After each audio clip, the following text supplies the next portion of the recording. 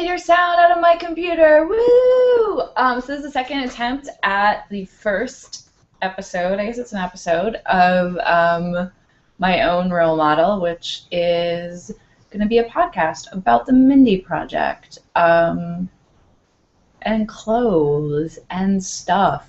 And probably Sabrina and I, who you'll meet Sabrina in a moment, probably Sabrina and I will, tangentially talk about other stuff, because we always do.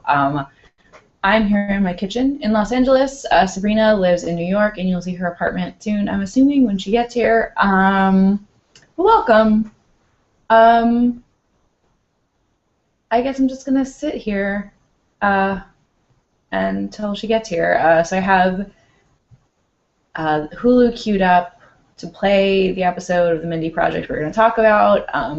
I'm imagining this is kind of a commentary-ish situation, where we, hopefully the sound that I'm going to hear, because my computer is really small, will tell us what's going on screen. I'm now wondering if I should, watch it on my television and be sitting in front of it so I can talk about it and see it. That seems like maybe the smart thing. Huh. Wow, this is already going on, and I don't know what we're doing. And I'm the techie person, so fun! So still waiting for Sabrina. I don't really know why she's not here.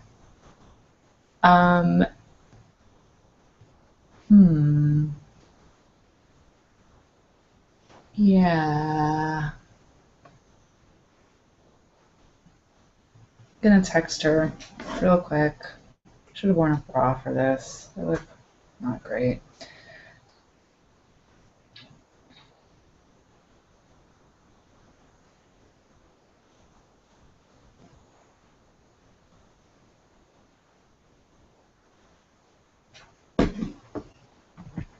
I brought iced coffee.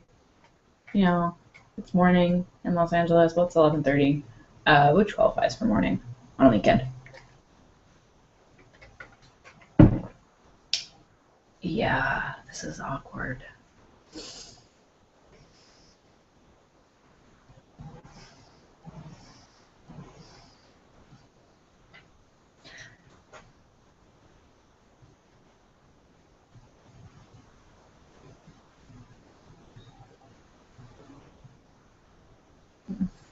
I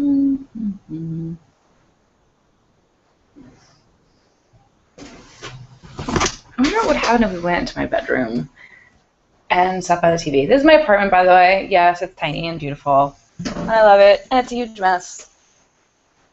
What'd this look like? Looks okay.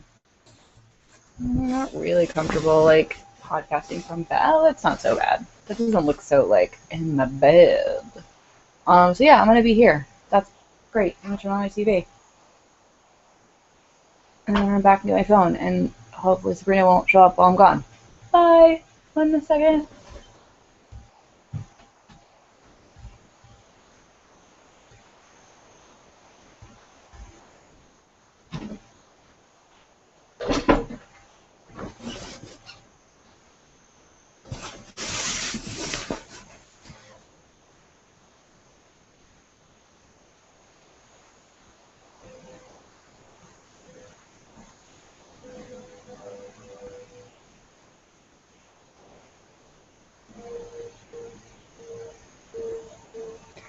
So having some slight technical difficulties right now. I think maybe I need to invite Sabrina to join it.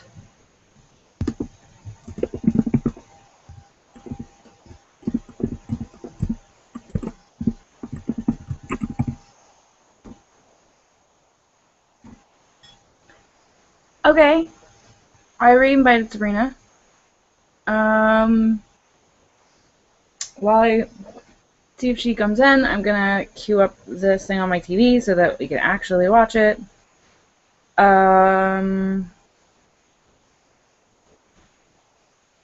This is gonna be so embarrassing in a year when we've been doing this forever and we're famous internet celebrities.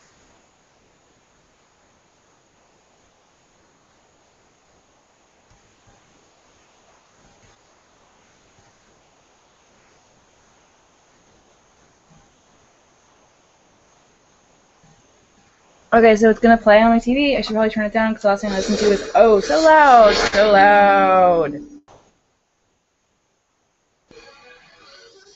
Yeah, like that's probably appropriate. Cool. Let's see where Mindy is. Let's see where Sabrina is. Hey, no Here! Yay! Like a year, and we've been doing this forever, and we're like famous internet celebrities. I know. It'll be awesome.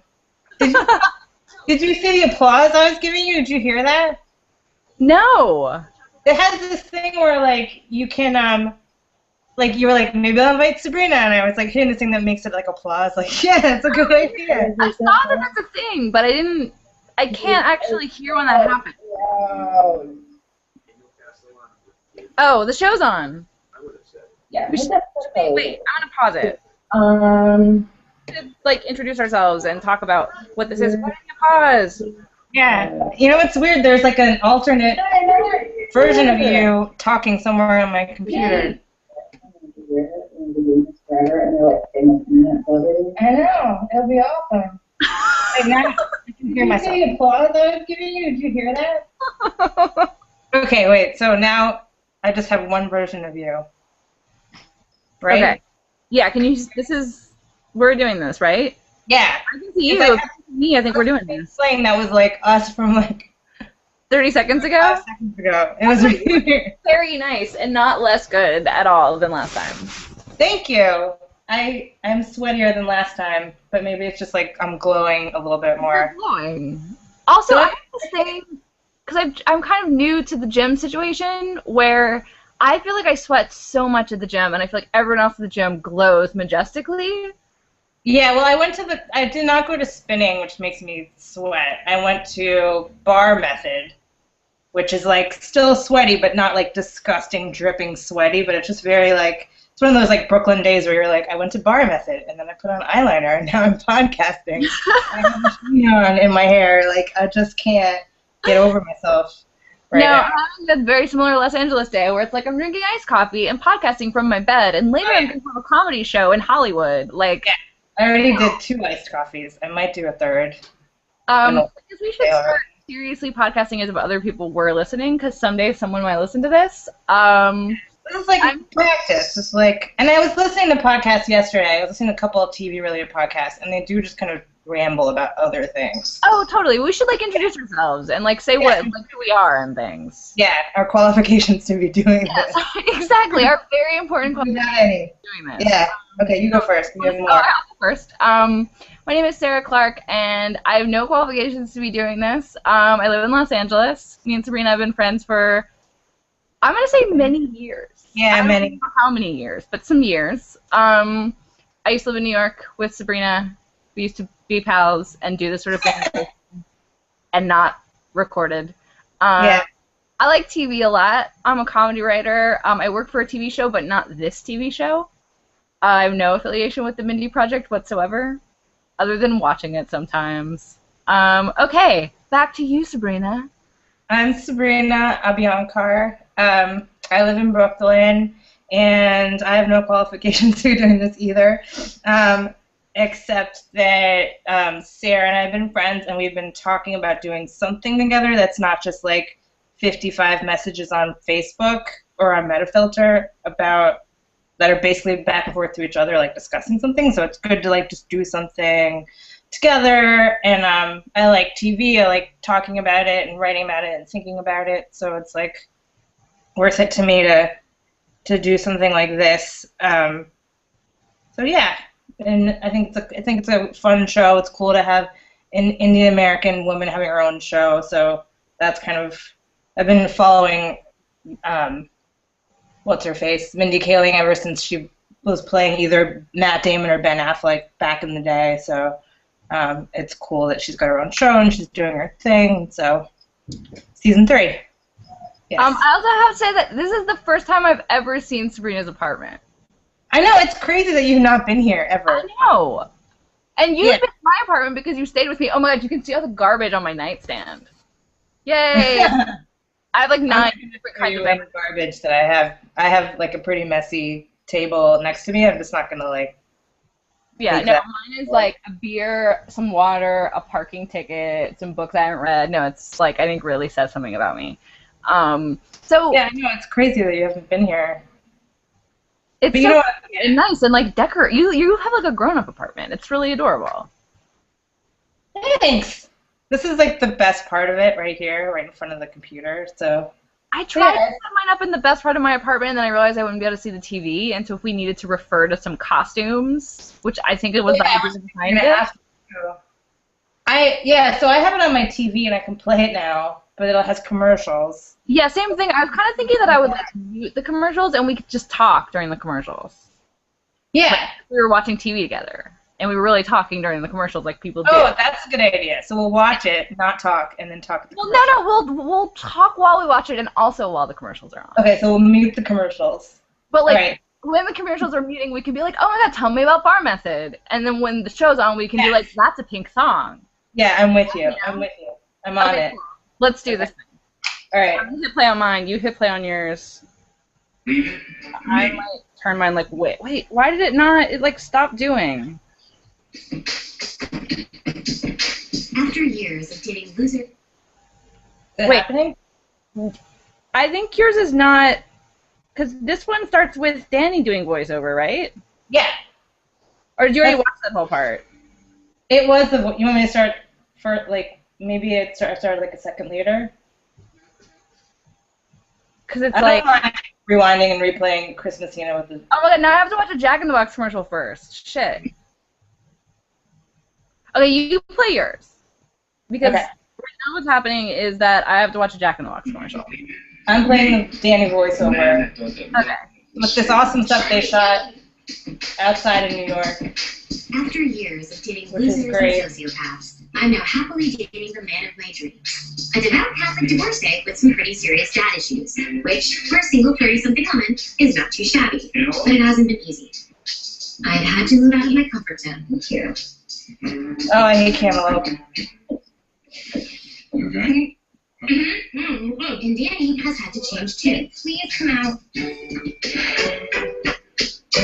But what is a relationship if not doing things you hate in between sex sessions? Okay, so I have a question about this, which is, this makes it seem like they're gonna break up. If you have sex, They're gonna what? Break up? I feel like this whole, like, what's a relationship other than being miserable all the time? Like, I feel like this Yeah, means they're doing gonna things you hate between sex sessions. I actually made a note about that line because I kind of loved it.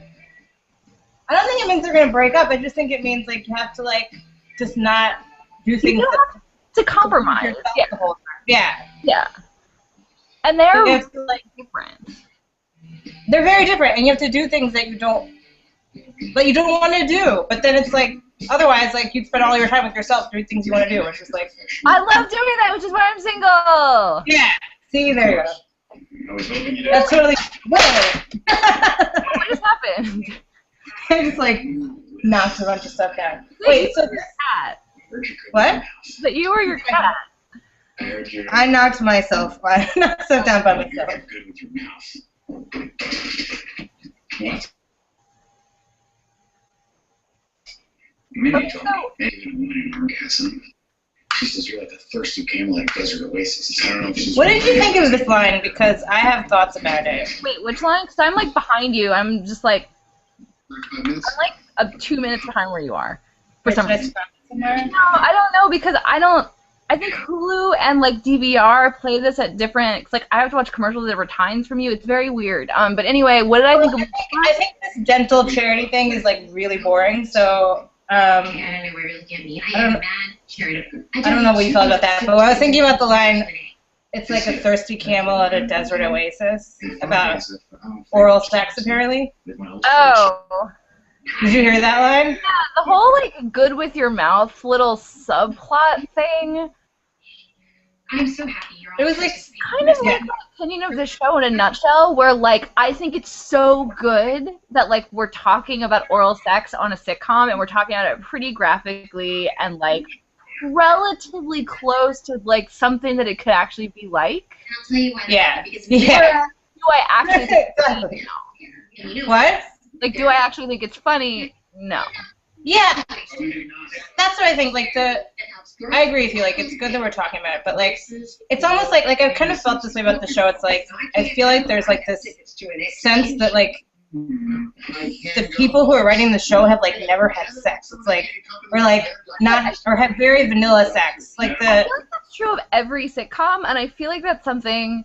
Oh, this is where my qualifications to be on this podcast come in, because I feel like that's probably something that tends to come from like the network or like gets distilled out of the writing process. Because I feel like you write a script and you're like, I'm gonna write some things about. I'm doing my little typing motions with my hand, by the way. You know, I'm gonna write some things about what this is really like, and then it has to get talked about in a room full of other people who are probably dudes and don't know what it's like at all, and then like.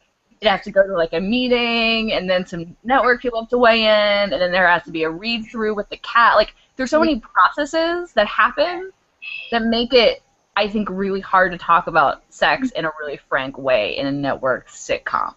If that makes sense. Yeah, no, that's true. But even like even if it's not frank, it's kind of like I mean I thought that's one of the things I think the like a relationship is like doing things you hate between sex sections was like kind of a realistic. Yeah. But the thirsty camel of the desert oasis, like I saw that in one of the previews for the show, and it was like, hey, this is what's happening. Like Mindy Project is going there, and I was like, that is not what. You're not Muslim? I mean, it's not how I would describe oral sex. No, I don't think it's about the water.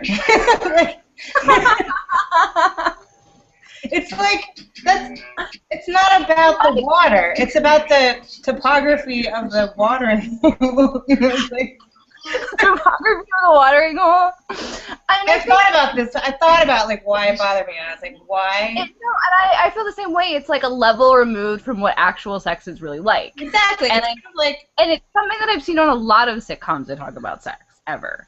Is that like they're really close. I mean, it's almost as if somebody says like, wait, like we can't talk that frankly about sex. Like let's make it not realistic. Right. Or like not tell the 15-year-olds at home like what this is really like. Yeah. So then the 15-year-olds think that going down on a woman is about being thirsty. It's like drinking Gatorade after a run or something. Like what? Yeah. It's like drinking Gatorade after a run or something. Yeah. Like, it's weird. It's like it's not about being thirsty. I don't know. It's just I was just like, this is like their show. Terrible joke and a terrible metaphor. Terrible metaphor. They look very labored and yet also not that good. Yeah, and also Peter is supposed to be the ladies' man on the show. Yeah, I'm kind of interested in the fact that like he's in this little storyline about how he's really in love and how and the woman that he's really in love with doesn't love him. Like, because his character is like that of like a frat bro and like a player, and I think that's really. I think it gets back to like my general feelings about the show, which is like I'm so excited that someone's doing this and telling these kinds of stories, and because the frat bro who's like in like sappy puppy dog love and like wants to buy his girlfriend a tiara, but she doesn't want him, is like really funny and cute and perfect. Yeah, and I love how Mindy Kaling went to Dartmouth and has all these in-jokes about like Dartmouth frat bros. So that's like basically she just like wrote for herself and her friends, which is awesome. Which is like nobody gets it. Those jokes make it in are obviously super true to what Dartmouth is, but like oral sex jokes can't be true to what oral sex is like. No, yeah, it's really strange. It's like I feel like it could be, and I know it's like it can't be like super frank or it can't be like something you would see on HBO, but it could be like not a camel thing. Yeah, no, I'm with you. Like it could be. So you think about a camel and like their mouth. I was just like, no, like Chris Messina. That's not what's happening there. Like that cannot be.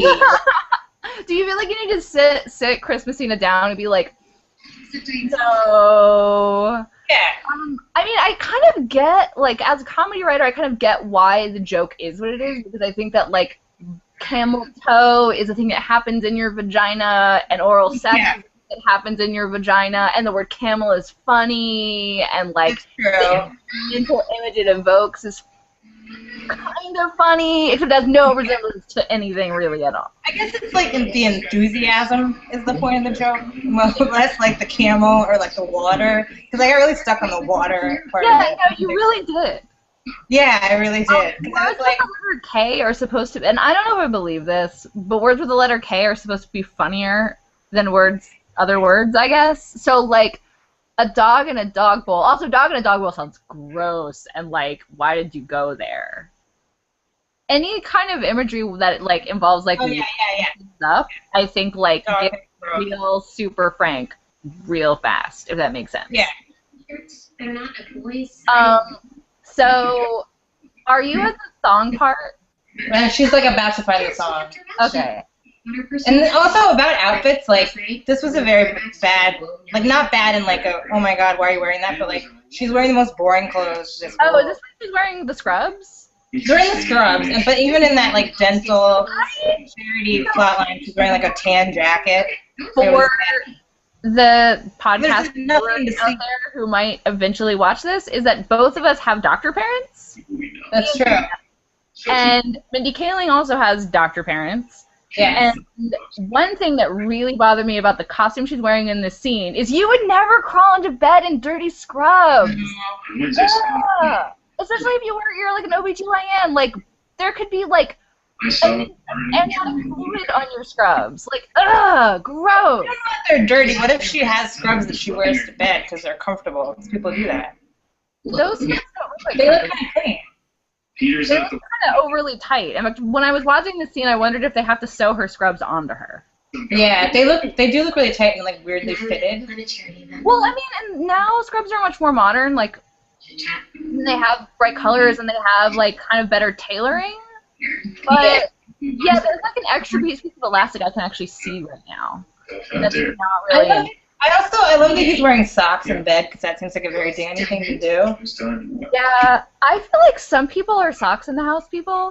I don't know if their feet are cold all the time or what. I hate socks and never wear them. It's I love they don't them. have to be. Are you a socks person? I'm a big socks person. Just put back in your Oh, here's the song. I can see the song now, and I'm sure you can already see the song because you're ahead Yeah, of it. I can see it. I definitely called early on that it was his. Okay. I Because actually It's so very obvious. It took me a really long time. Although now that I look at it, you can see the seam that means they're dude songs. I don't know why it didn't occur to me when I was first watching it. And he's all like agitated about it. This is a good outfit. I kind of thought that like it was gonna be These things are way like, too long. hey, he dated a stripper, or he had been married before to a stripper, or maybe that he had like some kind of strip club fixation that he didn't want her to know about. I did not at all look like he was Really? I think that he wouldn't care if she knew that he dated a stripper, because I feel like the Danny of like the last couple of seasons like just did whatever he wanted to do. What do you think? I don't think he'd be like, no, it's my secret past of when I dated a stripper. Like, I don't know. Yeah, no, and I kind of was having the same thoughts. I was like, that seems not that exciting for this, because, I mean, Almost a you lifetime. probably already know that. She's known him for a long time, but, Yeah. What? Don't mind I beg of you. so what do you think about this black thing she's wearing now? I like this black Maybe thing. Lauren doesn't feel the same way. I like About me? the whole thing that's happening. And No, not about you. That's this thing, both in the costumes for the show and also, like, in the paparazzi land or whatever, where she wears a lot of clothes that have lines on them that create shapes on her. yeah, Body that's it. shapes, and I think it's really interesting. I think it's very bold as. And you remember my whole metafilter thing about like, why am I curvy now? What the fuck? I don't know how to dress myself. Like, that's the kind of shit I don't get how to do, which is part of why I like talking about her costumes on this show. Well, we're told as short women not to wear bold colors. So then she wears this for like the rest of the show. Yeah, I'm not on her next costume change yet, and I don't even remember what it is. It's coming. It's coming in like a second. Why are you looking at pictures of strippers? What? How'd you know that? Huh. In your Okay, eyes. well, we're at the tooth charity thing, so I'm probably gonna see. Oh, this diamondy black thing. Yeah, the diamond black thing This is that like she the wears most to the. Indian thing she's ever worn on the show. They just make everything worse. I feel like that's a challenge for me to find more Indian things, but I think you might be right. Like, it has that, like, kind of Sari-esque, like, teardrop flower diamond thing happening that is really reminiscent of, like, patterns of stuff that I remember seeing in India, and that, like, it's on more traditional Indian clothes. That's true. I really like the neckline on it. It makes her boobs look really good. I know. The dress is really good. She looks weirdly good in black. Yeah. Well, this is like one of the best things, especially the first couple of seasons. She would wear like vests over like really tight sleeve shirts, and like she should be doing the shoulder thing more often. It looks really good. Yeah. Yeah, you're not a fan of those vests with the thing under. I actually kind of like them, but not in any way of like, because it's flattering. I've always wanted to wear a sweater vest, and I really like high necklines with like collars and stuff right now. Yeah. I think like she does have It looks totally different on you. I don't think it's unflattering on her, but I think what she's wearing right now is very flattering on her. Yeah, which it's great, but she wears it for like the rest of the. Which is, you know, like the rest of this episode, they like Mindy Project has this sort of structure where they give you a bunch of different scenes that lead into like the big scene. Yeah.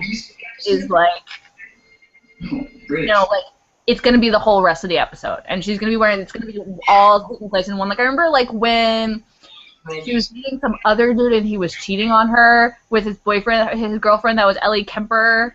Like, and there's like that party, and Ellie Kemper shows up at the party, and there's all kinds of shit that happens. Like that's like a really classic Mindy Project kind of thing. Yeah. It's like you see where like. Hello, guy. Oh my god, I want to watch this just because I like the Lieutenant. Sorry. I have the Kristen. Spectacular. What's her face? Veronica Mars. What's her face? Kristen. I don't remember her last name. I know who you're talking about. Kristen Stewart. No, that's not the right Kristen. It's like insane there to remember her last name. It's weird because I'm just like Kristen Wiig, Kristen Stewart, Kristen, my friend Kristen, yeah, no, and I'm not, but I know who you're talking about. Her name? Dax Shepard, and what's her name? Kristen. No, that's not the right Kristen. I don't know. She was in Frozen. No, I know exactly who you're talking about, and I can't remember. And I just Stewart keeps coming out, and that's the wrong. It's like nuts to not remember her name. Both of us. We should be ashamed of ourselves.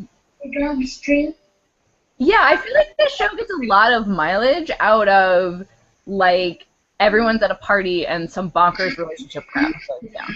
Yeah, well, I mean, like there's a lot of shows. Like the OC would always end in like a huge party.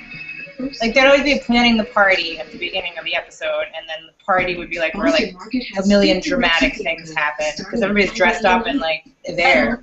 Yeah, I actually tried to write. I don't know if I ever told you this. I tried to write a girls' spec at some point, like probably a year and a half or almost 2 years ago, and my girls' spec was basically that. It was like Hannah wants to throw a dinner party to prove to Marnie that she's like legit and adult and successful or something, or she can like hang in the Marnie world. Yeah. I realize that's so not a thing that girls would ever do, but it's a thing that every other show about that, like, probably should just use the same episode, like, for a Mindy Project. Yeah. Because that's like every Mindy Project is like, I have something to prove to someone, and also there's the party, and also there's the party. Fabulous There should always be a party. Yeah. There should always be a party. That's my. No, I agree. Yeah. Oh, why isn't there a TV show about party planners? There is. Well, I guess not party planners. Party down. Oh right, Party Down. I've seen that. No, but they're like caterers, and that's kind of about how lame the parties are, and the parties are all super lame. Yeah, but the OC was like, that was like the whole thing. It was like, they were like, we're going to have this stupid gala, and then everybody goes, and like somebody knocks over a table, and like, there's an embarrassment. No, I've actually never seen the OC. That's crazy. We should definitely fix that. No, the first season I have to watch is amazing. The first season is amazing. The rest of it is like, but the first season is like, especially since like you're living out there, like that needs to happen. Going back to Mindy Project costumes, this is really only a borderline costume, but it's on screen right now, and I can't, like, they never referred to it in the whole episode. This guy's crazy neck tattoo of Richard looks so fucking good. Like, I really, the whole time I was waiting for them to talk about it or point it out, and then every time they didn't, I thought, like, wow, that's so great. They're just gonna, like, let that lay there and not say anything about it. I hated that guy. I hated that guy, but then, like, it dawned on me probably in this part of the episode that he's really cute. Everything all right, Tamara? Yeah. I just, why is Morgan trying to push him on it when he knows that Danny and Mindy are dating? That doesn't make any sense. Also, I don't like Morgan. I'm enough of Morgan. Like, just, what is he doing? Like, it's like, I get that he's a writer and that's why you have Morgan, but that seems like the only reason to me. That's basically, I kind of think that somebody was like, oh, we need to have some, like, funny ensemble nurse people. And then, like, Ike Barinholtz was like, ooh, I'll do it. And they just sort of let him run with it. And no one's telling them no or realizing that, like, that's not... It's like somebody looked at what Aziz Ansari is doing on Parks and Rec and was like, oh, so we just need a comedian dude to, like, be funny. Right. And that's, like, not why Aziz works on Parks and Rec at all. No. It would be great if it was, like, a comedy dude. He's not... I don't get the character. Like, he's just kind of unnecessarily... He's sort of always been ill-defined. Yeah. Like, he's been in jail. And that whole, like, Ramadan joke was, like, too on the nose for me. Like, I feel like... I also feel like that would be, like, a funny second episode of the show joke. Yeah, like, it would be. They did do things like that.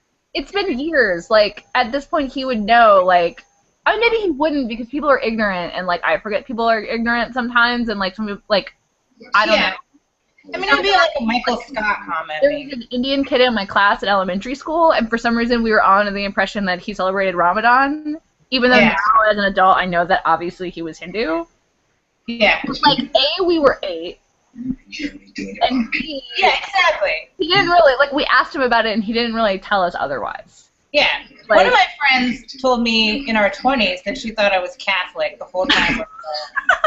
They were all Catholic, and I think she just didn't, like, sometimes, like, I went to church with them just because, like, everybody was doing it, so, like, I went to church. So you have, like, Christian Indians in your background? Yes, I have Anglicans in my background. And I wasn't under the impression that you were Catholic because we know each other and we talk about this stuff all the time, but I was under the impression that, like, maybe you had some of those, like, Portuguese going, like... Yeah, I mean, my mom is, like, from very close to Goa. Like, it's totally feasible. It wasn't, like, offensive. It was just kind of hilarious. Like, because I'm not religious. It's not like I'm, like, I'm probably consider myself agnostic, but it's not like anybody would call me any religion, I wouldn't be, like, horrified by it. Like, so, it was funny that she was like, I'm not Muslim. Like, that's okay if you are, but I'm not. But, like, it's too obvious. It was like, he was like, Ramadan, big month for you. Like, nobody talks like that. Yeah, like, that's the problem with Morgan in general, is that he talks like nobody talks. And I think there are a lot of sitcom characters that talk like nobody talks. Yeah. But, like, I'm sold on them more. Like, again, going back to Aziz, because he's another character on another sitcom that, like, no one would actually like that guy. No one would actually talk like that. Nobody, but, like, I believe him, and I'm, like, along for the ride. And, like, with Morgan, I'm kind of not. Exactly. And I can't explain why I'm not, and part of me is, like, a worry that it's, like, classism or something, but I don't think it is. No. I just think it doesn't work. And then the weird cousin, and then the whole thing about, like, the race stuff in this episode was, like, weird. You know, one thing that I thought was great, because I'm just watching The Cousin do it right now, and it's, like, a moment that I think this actor really nails, is the thing where he sits down, he's, like, pontificating and being real wise and stuff, and then he sits down at the piano, and he just, like, plunks on it, and then he says, I don't play the piano. I loved that little moment. I thought it was really funny. Yeah. And actually, I like that actor. Like, I almost wish that, like, he was the Morgan. I've seen that guy. Yeah, I've seen that guy in something else, and I can't quite remember what it is. I kind of like Morgan in the Morgan and Tamara Are Happening thing from last season. Because that kind of works for me. That kind of works for me. I like her a lot, although she's basically Black Suri from 30 Rock. Yes, that's exactly what she is. That's so weird. Yeah. And Or every is time that I watch it, I'm like, you just went home and watched a bunch of 30 Rock, and they just told you on set, like, you should be like Sari. Like, Yeah. My problem with like all of the characters who aren't Mindy and maybe Danny is that none of them have any cohesive. Oh my god, my hands are still blue from dyeing my hair. Nobody has any like cohesive character. Nobody's really committed to anything. There's no sense of like consequences or like even if the character's staying what it is. So like right now, like frat bro doctor and British doctor are like punching each other and they hate each other, but they're both doctors at the practice. So like next week, are they still gonna? Yeah. Like they're grown men. Like Yeah. I felt like that was so obvious that like he was gonna go punch Jeremy. And I was like, I just think that like there's so many more realistic and also interesting ways to resolve the like one doctor's cheating on the other doctor yeah. story. Like I think that's like a really interesting big story.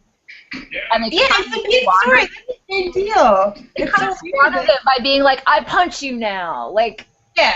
Don't be mad. that's it. Do you have the show back on? Did you I just do have the show back on. What do you think about this cardigan with the like? Is it Dolce & Gabbana, the little like heart guy?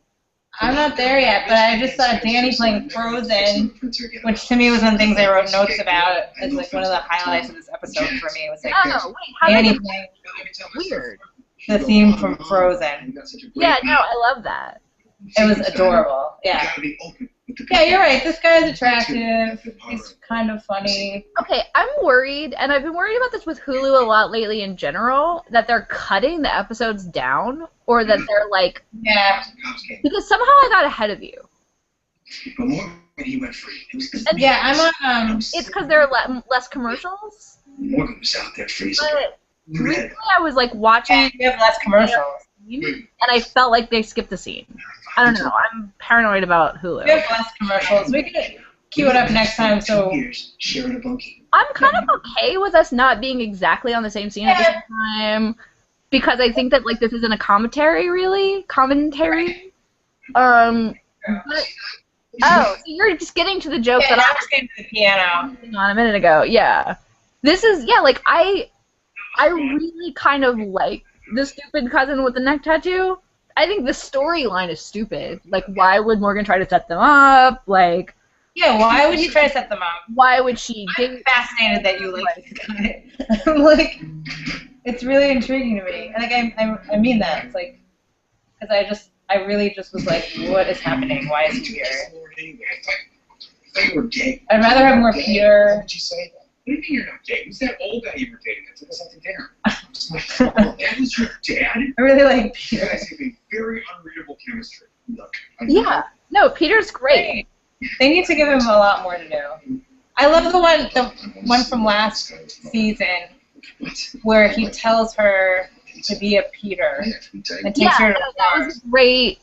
Like, right now I'm really fascinated with the idea of like characters that are not necessarily the kind of people you would want to be, but who like do interesting things in the story. Like, I don't know, I was at Comic-Con, I was in this panel where they were talking about like strong female characters and how like you can be a strong female character without being like a tough warrior woman or like Wonder Woman who has like all the truth about life or whatever. Like, you don't have to be a feminist or like a like caricature of what like a feminist character would be in order to like, and this is like Mindy's thing, is like she's like kind of superficial and into designer clothes and like pop culture and stuff, but like he's also an OBGYN and also like good at what he does and also like powerful and cool and interesting.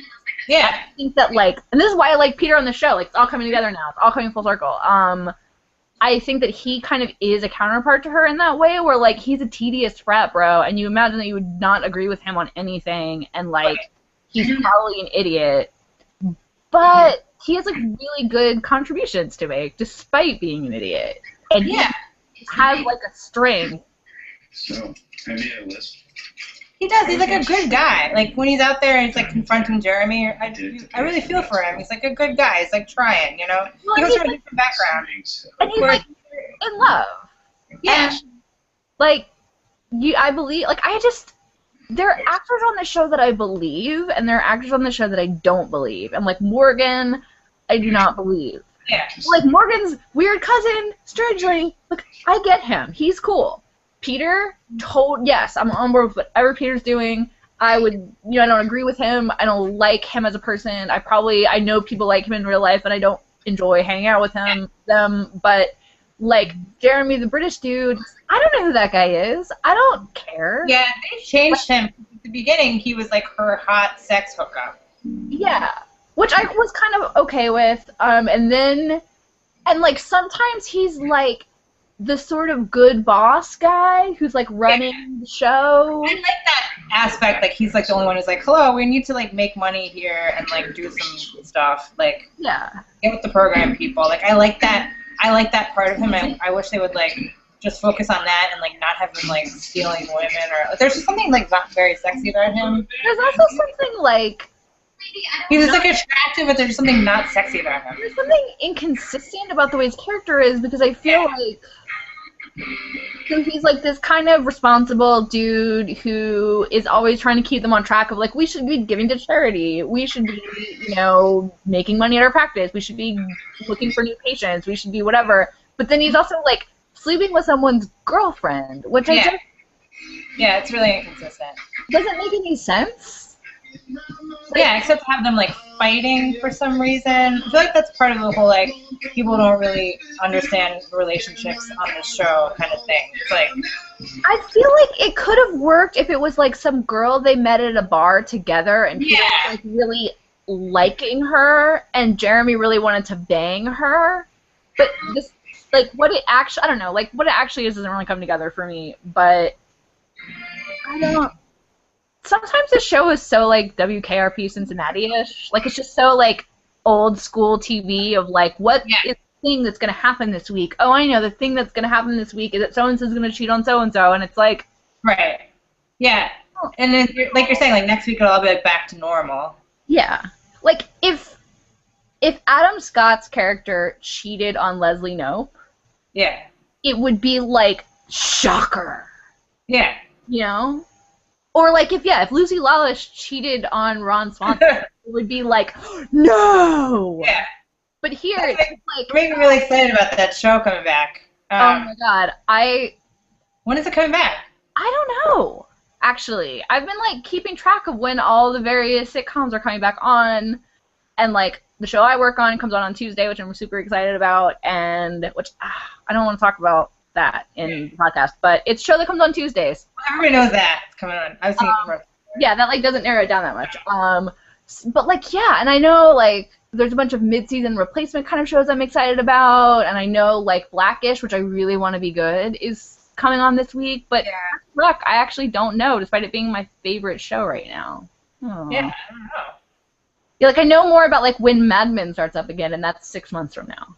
Yeah, I was thinking about that, just to go on that topic for a second. I feel like I would have rather just been done now. Like, I feel like I was, like, into You just not watch the last 6 episodes, is what you're saying? No, I want to see it, but I wish they had just done it all at the same time. Like, I was kind of like, let's drag it out because I love the show and I just never want it to end ever. But now I'm kind of like, I'll see things about it and be like, I kind of wish I were just done with it now. You're, like, ready to be finished. I think... Yeah. I actually am 100% sure after the Emmys that what happened is they didn't want Breaking Bad to overshadow Mad Men at the Emmys.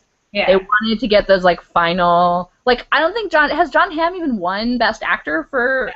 No, like, he has to, and, like, they need to kind of get their Emmys, and I think that they only did it, like, that, and, like, maybe for, like, viewership kind of, like, businessy network reasons. Yeah, because they already made it all. I don't know. No, actually, they didn't all make it all because they just wrapped recently. They did. Well, so now they made it all. I mean, they'll have made it all. In the can now, but that's how they always do it. They always shoot their whole season and then it airs. A lot of cable networks do that. Yeah. So that's not... It'd be great to have, like, a live episode. That would be amazing. They should totally do that. I mean, okay, like, part of me is like, they should totally do that! But part of me, I actually have hated every live episode of every TV show. No, I know.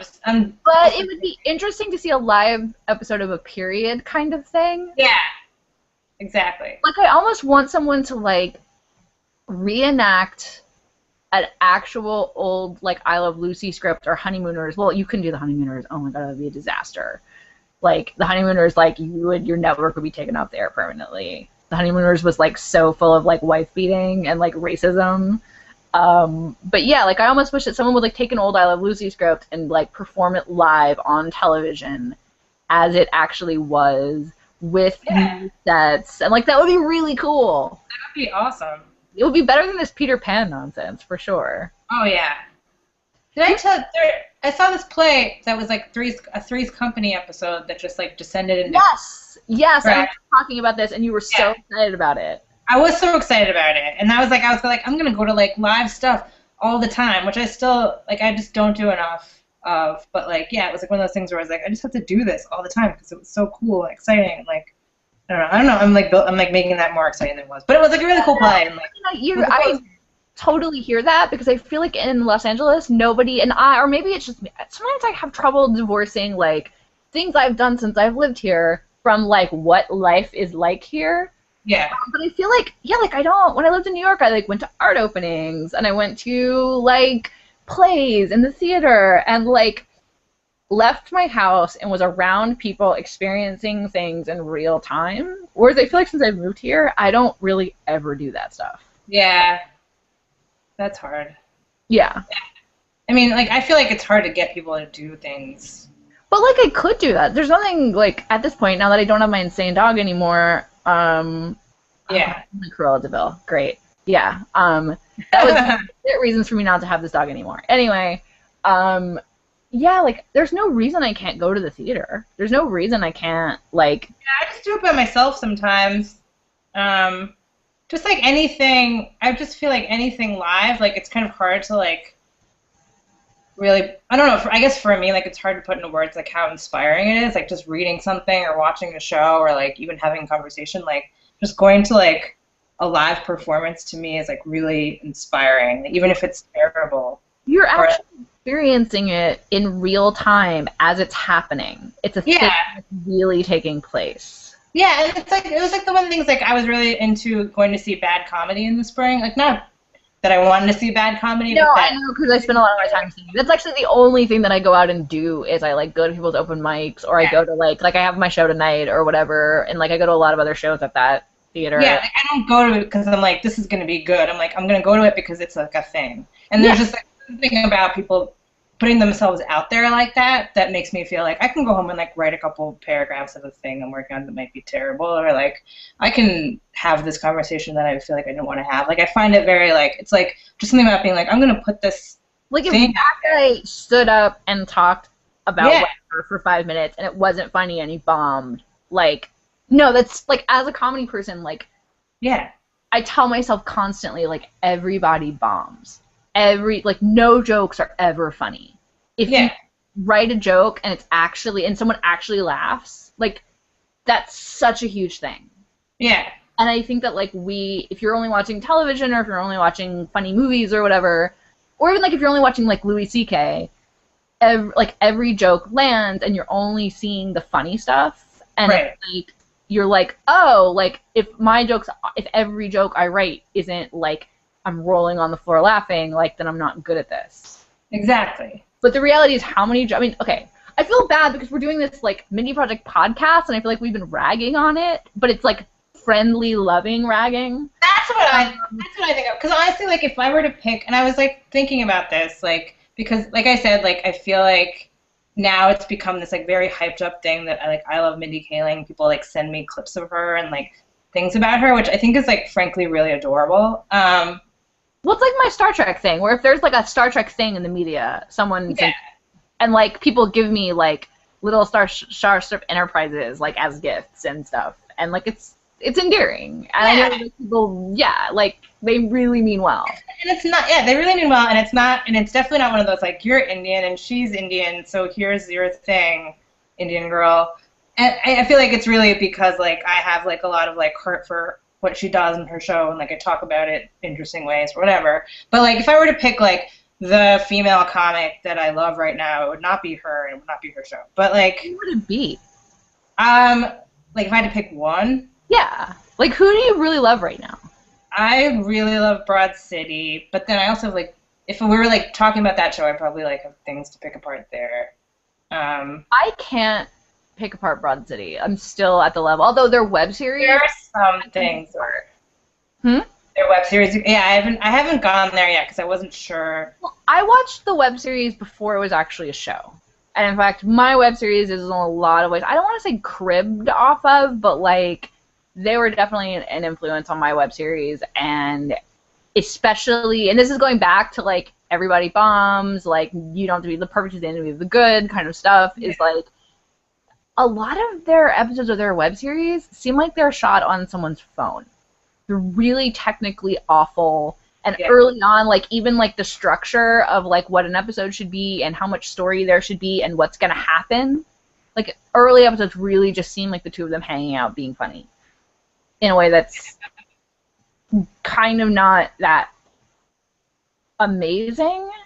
But you have potential there, and like they're really personable and have so much charisma, and you're kind of going along. You're like, yeah, you like believe them. You're like, this is a mess. You guys need a grown-up to tell you how to make a web series, but I believe you. Like, I'm in. This is cool. Yeah. Like I said, the first episode is like, we're gonna stand around on the street and kind of on the Bowery in the Lower East Side. Like, that's pretty much the whole beginning. Yeah. Well, I guess that's like what people their age do all the time. So like. Oh God, can you believe? And this is something that like watching Broad City, as much as I love it, it makes me feel a little bit old because suddenly I'm like, wait, this is like young. Is this like younger people now? More with Alana than with Abby because Abby's life seems a lot like my life. Yeah. But like Alana's character especially, I'm like, I'm old. Yeah. She's old. Alana is very like the Lincoln thing. Like, I'm going in my kitchen now that I don't have to be staring at the TV because my. Oh wait, so can we talk about the end of the episode? We can talk about the end because I want to get your feeling about that cardigan. Oh wait, I don't remember the cardigan. She just like goes home from the party and she puts on this cardigan, but it has that like heart with the eyes that is kind of her trademark. That I think that like maybe Dolce & Gabbana or whoever makes that thing like pays her to wear. Really? And they put that thing on all kinds of normal shit, like cardigans that look like they could come from Ann Taylor, or like a friend of mine at work has a pair of Converse sneakers that have it on it. And it's like they immediately triple the price of whatever it is by putting that like stupid heart thing on it. But the heart thing looks really cool, and I kind of want one, even though I hate that crap. She put it on when they came back? Is that what she's sitting on her fire escape eating popcorn. She's wearing this like yeah. Okay, I'm with you. Yeah. And I have a million cardigans that look just like that come from like American Apparel or Forever 21 or Gap or whatever, and I know that that's like a quote-unquote designer cardigan. Yeah. And I just... Although this is one of those places where, like, I am not interested in that, but that doesn't mean that Mindy Kaling or Mindy Lahiri as a character isn't interesting because she's into that. Like, it's kind of that whole cool girl thing. Where it's like, in my heart, like I want to be a cool girl, so I would like never be into designer stuff. And I want Mindy Lahiri to be a cool girl like, who's not into designer stuff. In real life, Mindy Lahiri is an OBGYN who delivers babies and also spends $1,000 on a cardigan. Yeah, I remember her talking about what she was going to do with the character, and she wanted to be an OBGYN because of her mom, and because she could afford really awesome clothes. Those are two excellent reasons. Also, it's interesting because, like... Because it's realistic. Like, usually they'll have somebody be an English teacher and wearing, like, amazing clothes. And you're like, it's realistic. Also, the reality is that, like... I don't know, I mean, like... I think, like, you could... I think a lot about, like, what people think... Like, what, like, otherwise uninformed random people on the internet think about, like...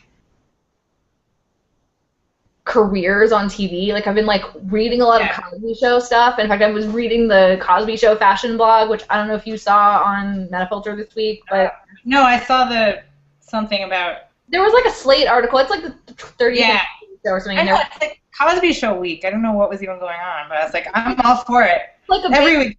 history of the Cosby Show, and so I was reading up on it, and all of these people were like, especially on this fashion blog about the costumes of the Cosby Show. The guy who writes it, who I don't know what he does for a living, and I mean, okay, I work in TV. I make no money. I live in I live in like a 200 square foot studio apartment that the entire podcast has seen, and so, but like this guy is like, oh, like they're very wealthy. Like, how can they have a backyard? They must be so wealthy. Like, they're a doctor and a lawyer. They're so wealthy. And it's like, in Brooklyn in the 80s, Yeah. People who are doctors and lawyers, and I feel like a little overprivileged saying this, like, I feel it feels snobby or elitist of me to say, like, most doctors, like, they make good money. And, like, I definitely grew up with a lot of privilege. I took dance class. I, like, went to private school, like, whatever. But it's not like being Bill Gates. No. Like, But they are pretty well off. I mean, like, they're, even though, yes. no, it's like, it's kind of Mindy Project kind of world where, like, they have the money to do the things that they want. And, yeah, they wear nice clothes, and they, like, have parties, and they, like, go out to nice dinners, and it's, like, part of their lives, and it's, like, all about that lifestyle of, like, well-off middle-class African-Americans in Brooklyn in the 80s that totally makes sense to me as someone who has lived in Brooklyn. Yeah. And the Mindy Project kind of has that similar thing where it's like, oh, she's so wealthy, she's so rich, she's living this New York City rich person lifestyle, and kinda, but like her apartment's pretty normal, and like aside from a $1,000 cardigan, like, But she has, like, her money to spend on herself. I feel like it's like, not married and she doesn't have kids, and yeah. I feel like it's really believable, like the way that she dresses in her apartment and the way that she like her priorities, like they're very believable. Like she's like, I'm single in my 30s, like dumb, but like believably dumb. Yeah, exactly. No, I agree. I don't. Yeah, she's not. Sex in the City thing where like Carrie wants to like buy an apartment, but she can't because she like buys $2,000 pairs of shoes instead. Yeah, like, and then she like guilt trips Charlotte into giving her money, which is crazy. So, yeah. Like, speaking of like realism and designer clothes and television, dude, Sex in the City. Yeah. Oh yeah. That's. It's like I'm a freelance writer in my giant apartment in the West Village that couldn't possibly even exist. Yeah, all of them though. I mean, except for Miranda, like, or I guess. But Miranda's the first person to move to Brooklyn. Oh yeah, and she was like so down on it. It was like who would like have money. That was like one of those things where it was like this show is like 10 years behind the times because it was like she's like ew Brooklyn and the cab driver wouldn't take her and like.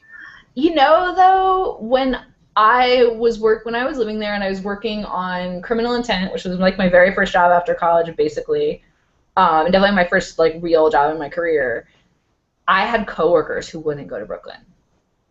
Yeah, but they were out of it then because like I remember like when that episode came out where like the guy was like, I don't go to Brooklyn. The guy was like, no, that's when you get in the cab and you're like, I know by law you have to get to Brooklyn. Like I knew all that stuff.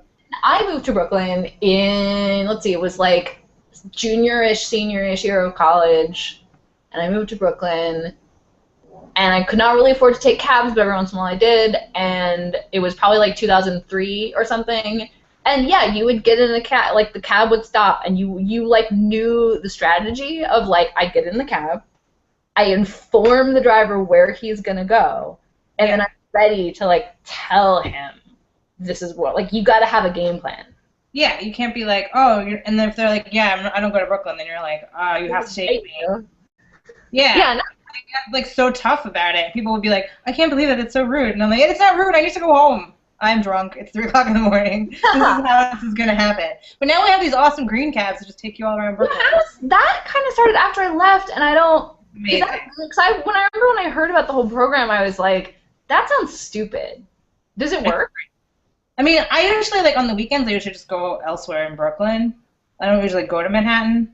So like, it's like very like where I live, like it's very easy. Like they stop outside the car service, so like they like try to like poach people off the car service. Oh, that's kind of cool because I've often like walked up to a car service and been like, "Take me home," and they're like, so, yeah. Yesterday was like the only day in a while that didn't, because for some reason there are all these people like in suits outside, and I was just like wearing this like dress with like knee socks and like I don't know, a backpack. Like I just did not look like I was like going anywhere fancy. Like normcore that day.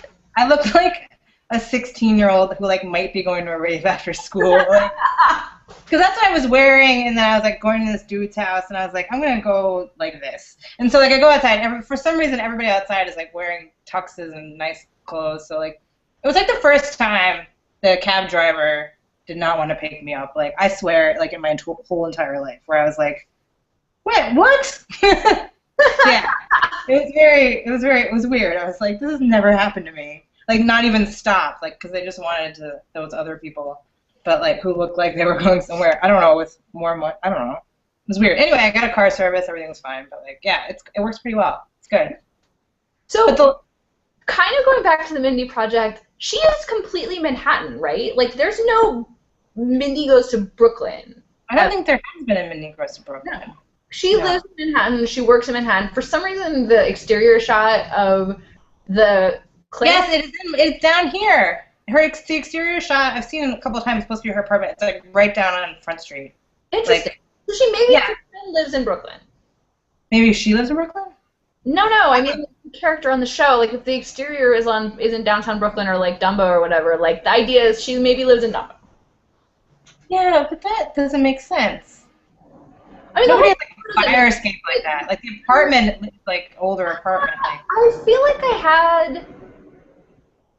When I lived in, when I lived in, like, right after college, for a very short period of time, I sublet an apartment in Prospect Heights, really close to Grand Army Plaza, and it had a fire escape like that. But it didn't look out onto the street, it looked behind the building. Yeah, I'd have to look at it, because I know that, like, some of the shots, the exterior shots for her apartment are, like, right down on Front in Washington.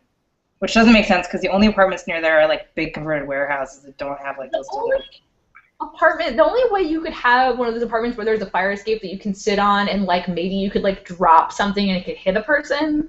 Yeah. In the Lower East Side. Yeah, those are like the classic. Yeah, which it makes sense that she might live somewhere like that because like that's where you live now if you're like a young wealthy person living Manhattan life. I feel like she would live in the West Village. I feel like Mindy's kind of square. Like, she wants to be. It's one of those things where you compare it to Broad City. East Village is pretty square now. Like, every time I would go out, and this is even 2 years ago, every time I would go out in, like, the Lower East Side, it would always be full of, like, NYU people and, like, frat people. Like, kind of Bridge and Tunnel-y even. Like... But I guess since she's older, I feel like it's, like, for the square. Neighborhood, maybe? What? I could really see, like, if I created the show, I personally would have had her living and working in Park Slope because I think that would be... Yeah. That's, like, exactly the kind of person she would be. But I think that, like, because Mindy clearly never really lived in New York City for that long, and, like, it's not really like that. They're just, like, Manhattan, Cab, Central Park. Yeah. The thing that drives me crazy is that the exterior they picked for their clinic looks exactly like the Union Square Barnes & Noble. So every time I see it, I'm like, they work at Barnes & Noble? Like, that doesn't make any sense. I feel like there's, like, a definite, like, comparing to Broad City, I guess, or, like, some of the other stuff that's coming out now, like, there's, like, definitely a sense where you can just tell that Mindy Kaling, like, I feel kind of bad saying this, but, like, because obviously she has, but, like, a lot of things are really easy for her, career-wise. Yeah.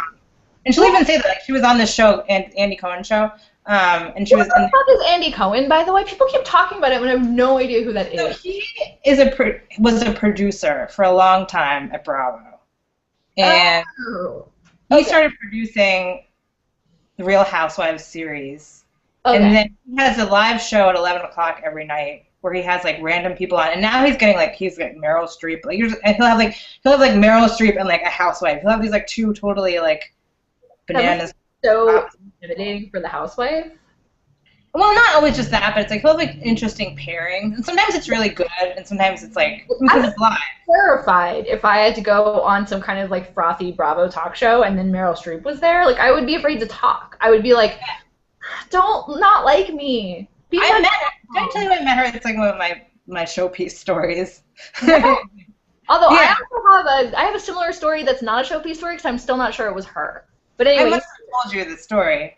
I was working at this Women in Film event. yes, you told me this story, but Yeah. tell me for the best. And she, for the viewing audience, and she asked me if I was old enough to drink champagne, and that's the whole story. My Meryl Streep story is that one time I was in Union Square at like the Office Max or Office Depot or Staples or whatever, and buying something for work probably, and I'm pretty sure that like she was in line like kind of in front of me or something, or like if like there were multiple registers open, like I was at this register and she was at that register. But I'm still not sure it was her, and I'm kind of like, why would Meryl Streep be in Staples? In Like, New York, like, people are doing whatever. Like if it was a supermarket, I would definitely have believed it was her because you got to buy food. Like you're a human, you eat. Oh yeah, why would she need to go to Staples? But like, why would she be at Staples? Like if she has an assistant, she would send her assistant to Staples. That's a very businessy place to go. Yeah. And if she doesn't have an assistant, she's an actor. Like what the fuck does she need at Staples? That's funny. That reminds me of the story that I heard from John Hodgman, when he was playing the PC character. He went to an Apple store to buy speaker wire, and someone was like, "What are you doing in the Apple store?" Oh no! Like they wouldn't serve him. They were like, well, he's like, "I'm not actually a computer. Like I'm a man. I need speaker wire. Like I'm allowed to go to the Apple store." It's like really funny. Like he has a lot of really funny stuff about being a celebrity. Like the idea of John Hodgman, and this is blasphemy because we're like making a podcast right now. I kind of don't get his character, and I don't really listen to his podcast, and I don't know like where to start with John Hodgman. Yeah, there's just so much there that it's like very hit or miss. Like some of it you'll love and some of it you won't. But it's like he just has like very funny stuff about like just being a celebrity in New York that I think is funny. It's like there's that thing where like you see, because he talks about from the other side. Like I've had times when like I see a celebrity and I get this like recognition because your brain is like, you know that person, like that's a person you know. Yeah. So your face starts to like react like, hello, I know you, but then your brain is like, no, you don't really know that person. It's from television. And so and meanwhile the other person is looking at you. Like I saw Adam Scott here in like a grocery store, and the other person's looking at you like, please don't talk to me. But like when he was talking about, but you're like, it's like I didn't want to talk to him. I was just like, my brain was like, you know that person. That's Adam Scott, your friend. And like seconds later, it's like, no, that's not your friend. That's the guy from television. Yeah, no, I do that all the time here in Los Angeles, especially since there's just like actors everywhere all the time that were like in commercials or like, like I was hiking in Griffith Park and like John Ralphio from 30 Rock was there, and like I that's awesome. Recognize him, but I didn't want to be like, hi, John Ralphio. Like he's like friends. He seemed like he was having a nice day. Like I didn't want to get into it, but I always thought those people were like so horrified by it. But when he was talking about it, John Hodgman talking about it, he was talking about how like from the other side of the interaction, his brain is also like, maybe I know that person. They're giving me the like, I know you. Face. Yeah, no, it's gotta be. And they're like, no, you don't know the person. They just know you because you're a celebrity. It's like the same. It's like your brain is like matching shapes before the rest of it has any idea to like that this is not socially appropriate or like this is not what's the real situation. Like your brain is like that face. I have matched it in the database to like something that you know. Because so I can't really talk about work on our podcast, but that has been happening at work with our actors lately as we like settle into the season. And, like, the actors see me from time to time around set or, like, in the office or, like, because I have to bring something to their trailer or whatever. So, like, they know me, and I know them mostly because they're actors on our TV show, and a couple of them are, like, famous for real. Like, some of them are, like, people that I, like, have known about for, you know, my whole adult life. Yeah. It's awkward because, like, yeah, like, there's a moment of recognition, and part of it is, like, we're coworkers, and part of it is, like, oh man, I can't say anything about anyone because then it reveals what show I work on, but like, oh, like, I remember you from when I was in high school. Like, I had friends who were obsessed with you. Like, I had to watch your movies in college. Like, yeah. That's crazy. No, it's weird. Because there's that moment of recognition, like, you'd have at a party, but then you're like, oh no, shit, I don't know that person in real life. Like, I work for my company, and I know way more about them than they know about me. That's the weird part. Yeah, you're just like, I know way more about you. Even if you meet someone who has a blog or like a podcast, you're just like, oh yeah, I read all this. Yeah, it's weirder the less famous the person is, for sure. It's weirder the less famous? Yeah, like the showrunner of my show, like made a commentary on another thing that I like because I liked, the stuff that these people made before I worked on the show, and I want to listen to that commentary because I like this other thing, but I also know it would be super weird that I would like know stuff about their life and about their relationship with previous projects and their creative process that like isn't my business to know, really. Right. And like this is not a celebrity. It's not, I'm not talking about like Aaron Sorkin or something. This is a person who's a writer on TV. Yeah. And, no, it's weird. Just to go back to the Mindy Project. Well, I just wanted the last scene, because a lot of people were like, "Did you see that last scene?" Because the like striptease. Messina stripping. Chris Messina is so good at stripping. He's so good at like everything. Like I was listening to like the I think EV Club podcast where it was like basically he's like the MVP of the show, which I agree with. Like he like the show. Yeah, he like elevates everything. And then basically what they were talking about, we didn't even talk about their relationship because I was very on the fence about it until this episode when I really started to like it. But like I'll get back to it in a second, or maybe in a future podcast or something. Yeah. What were you saying? But like they're basically saying that like or maybe it was like Seppenwall podcast, but they're like, she's the show, it's her show, she's great on it, and he's like the MVP of the show, so having them together just elevates everything, because like when they're together they're great. That like makes the chemistry of the show. Yeah.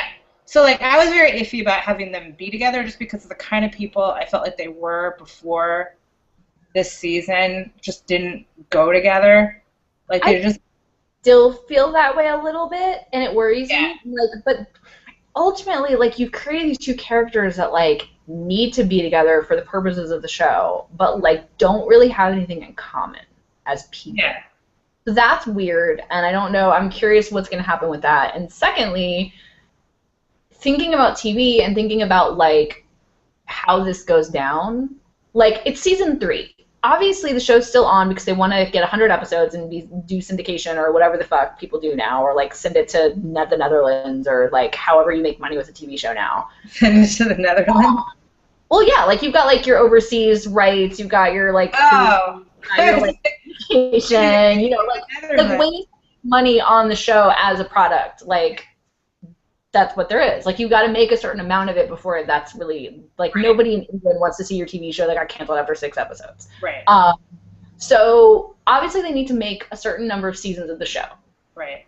If you put Mindy and Dan, oh my god, I was like Chris Messina, I don't remember the character's name. If you put Mindy and Dan together now, they can't stay together forever because that's like kind of the end of the show. Like, what is the show if it's just about this couple who are both doctors? Yeah. And it's like the Ross and Rachel situation. Where but that was so dumb. Like, I don't know, it's like, I feel like they're starting to become this thing where it's like they'll get people together and keep them together. Like the Jim and Pam thing, like in but that was like that show out that now that like I have not seen, it's like You're the Worst or something like that. Have you seen that? No. What is it? It's a show about a couple and like it's called You're the Worst. And like is this that thing on like it's on some cable channel I don't get? Yeah. It's like I've just started hearing like a ton about it. Like on USA or Spike or something. It's not on USA. It's not. But it's a different show.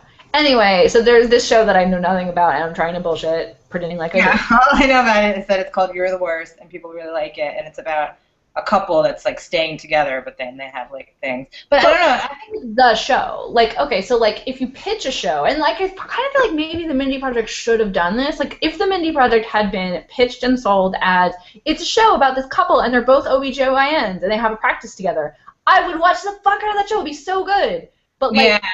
Show as it actually existed for the first 2 seasons was like a rom-com show about this doctor trying to like find her man or trying to like settle down or trying to like get her love life sorted.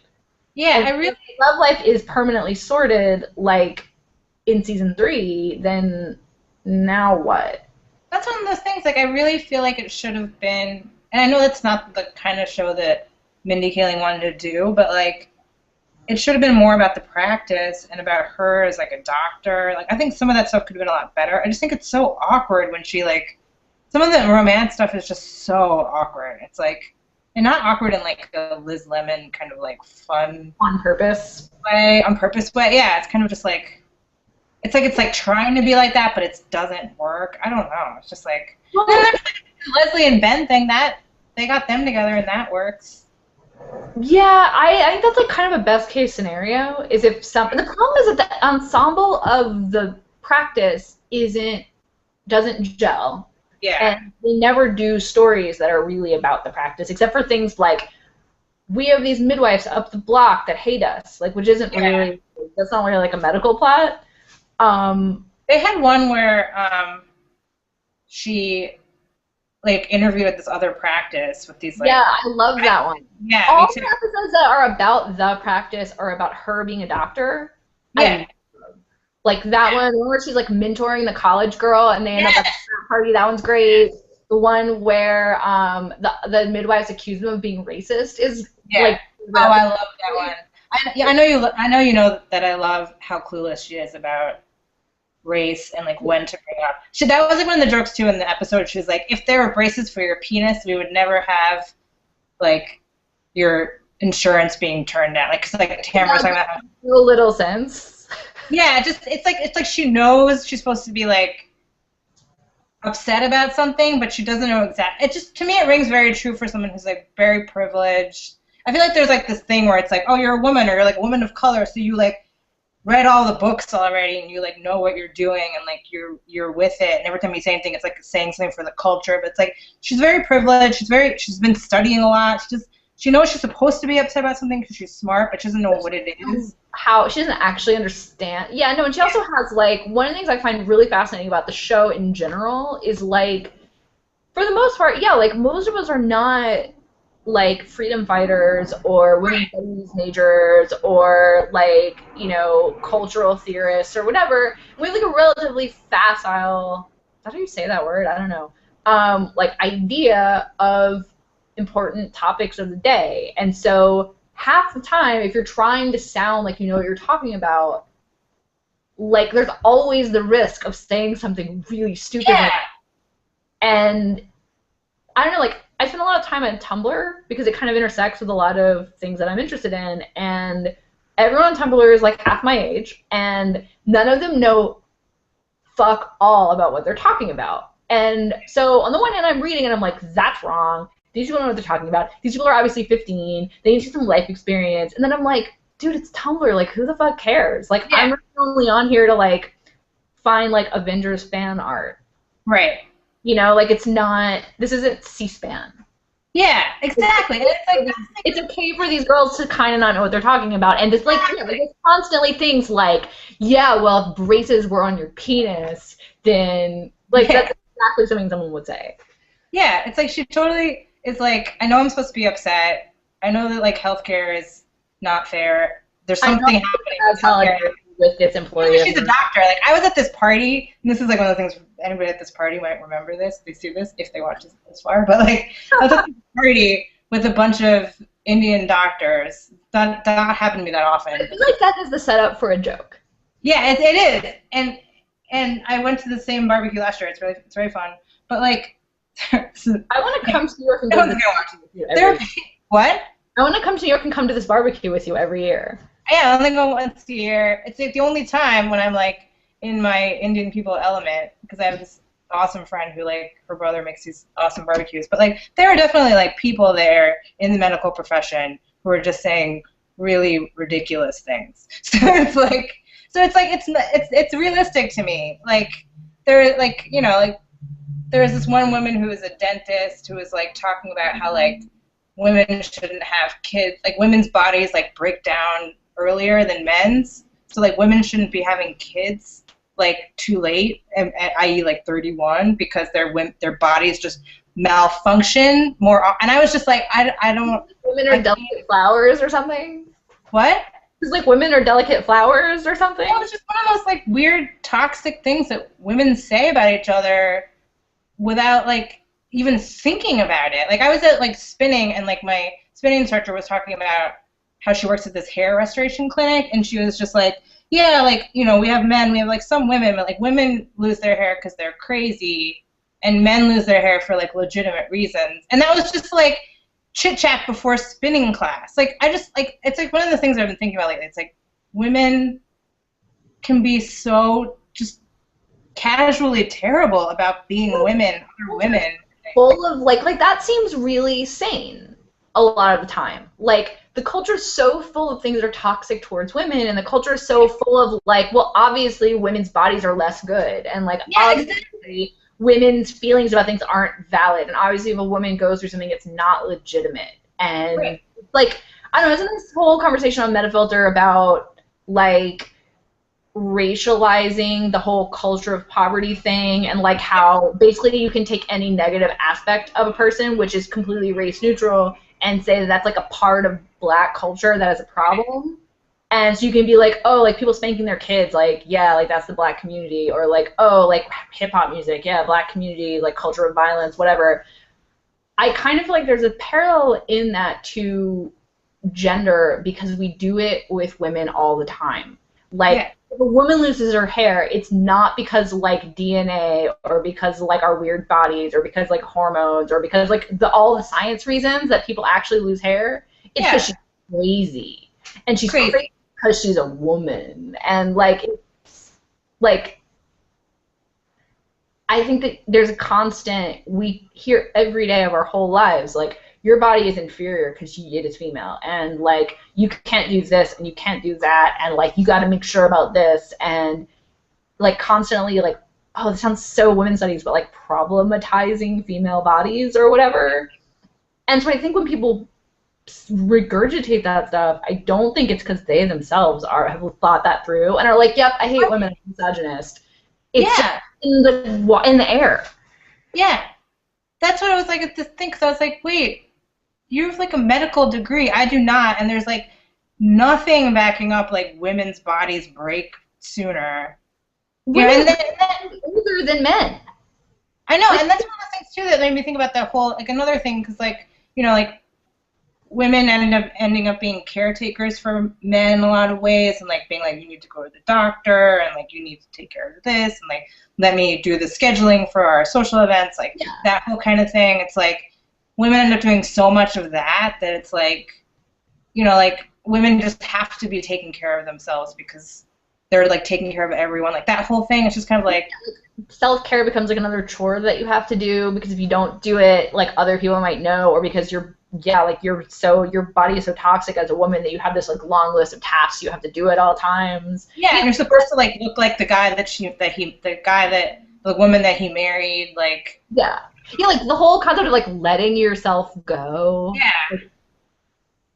Yeah, but it's just like a nice Mindy Project episode actually would be that like she's really afraid that she's letting herself go, and he's like, dude, what?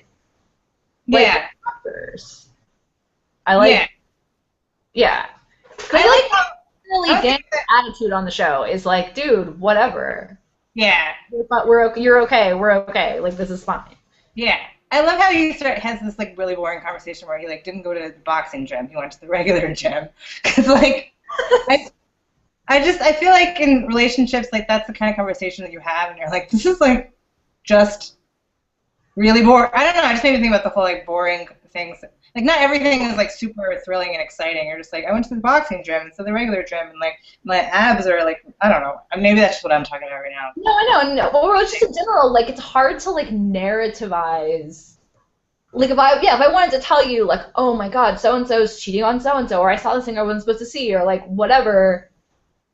It's hard to divorce that important kernel of information from like, okay, so I went to Whole Foods after work because Whole Foods carries a brand of milk that I like, and Trader Joe's never has it. So I went to Whole Foods to get a specific kind of milk, and when I was at Whole Foods, I saw this thing, like, and it's very easy to get caught up in, like, what brand of milk I like.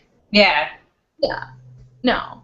Also, I've been going to the gym lately for the first time ever, so yeah, I would be like, well, I was running on the treadmill because it's, like, the only thing I know how to do on the gym, and, like, I was sweating a lot, and then like actors came in and were better than me, which is basically what happens to me every day at the gym. I thought about that because I was thinking about, I don't really know like where I'm going with this, but I'm just gonna say it anyway. But like I was at the bar method class, and it's like you have to like chuck in your abs and like use the ball and like arms and stuff. And I get so into that stuff, and I'm like, I'm going to do the best ever thing today. And, like, she comes to correct me. I'm like, thank you for this. I needed it. Like, I feel like so many things when, like, women go to the gym in entertainment, they, like, hate it. And, like, they, you know, like, they're like, I just wish I could have had a Twix bar in my mouth right now. Like, that's the whole comedy is, like, I just want to be gross, which it's great. I feel like that's, like, kind of comes from the Liz Lemon-ish place. Yeah, well, it's like, it's the cool girl thing. If you're talk about working out, you have to talk about it in the right way that makes you seem not superficial and like not like you like it too much or that you're athletic. Yeah, but also like and not care if you're like gonna gain weight or whatever, because that's what like the sucky girls do, and like, you know, like I don't know, like I just get so like I don't know, like I wonder if it would even be funny to be like to have something about like just being crazy competitive and like, you know, like just I don't know. Like, I don't know. Okay, so what I'll say about this is that I fucking hate working out. I started doing it recently because it's just like not working for me not to work out. And like it's like I can work out or I can like buy all new clothes every 6 months because I got better. And I don't like I want it to not be about whether I gained weight or like I want it to be about athleticism or I want to enjoy it. But the reality is A, working out sucks and is the worst and I don't enjoy it. B, I do have to like think specific kinds of thoughts to motivate myself to keep doing the exercise that I'm in the middle of being miserable while I do. But I do not ever think about like Twix bars or anything. I really like actually I got this from Mindy while doing the thing. What? I totally got this like Mindy Kaling actually helped me to work out. Oh my god, I can't believe I'm talking about this and I can't believe that like this is thoughts that are happening to me. And I feel like I would have totally made fun of someone who said this. But so in Mindy Kaling's book, she talks about how she has to work out and how she has to like do these elaborate fantasies about how she's like in the FBI, like catching Peterson or whatever. That totally works for me. Every time I'm on the treadmill, which again is the only thing I know how to do at the gym, I'm training to become a spy to take down the KKK in the South, and it's really beautiful. And I have this whole like daydream internal fantasy about like what I'm really doing, because if I'm like in my own body, if I'm like I'm just a schlubby white girl in a gym on a studio lot next to this actor who's way better at this than I am, and I'm sweating a lot, and I'm probably never gonna have sex again, like literally stop running. Like that will make me be like, I'm just going to go home and eat more Cheetos. It's cool. I don't ever eat Cheetos, by the way. I don't even like them. I like Doritos. But yeah, like, I actually do kind of need that mental fantasy or some kind of something else to, like, it's like how, okay, so, like, going back to, like, fake talk about sex on television, there's this idea, and maybe all other women really do this, and I'm the only one who doesn't, but, like, that, like, you have to fantasize about something else during sex to enjoy sex. Which I've never done in real life, but I have to fantasize about something else during working out. Yeah. Like, I have to. I don't just enjoy... I like yoga, and I could see liking bar method and actually thinking about trying it because it sounds cool and fun and like something my brain could do.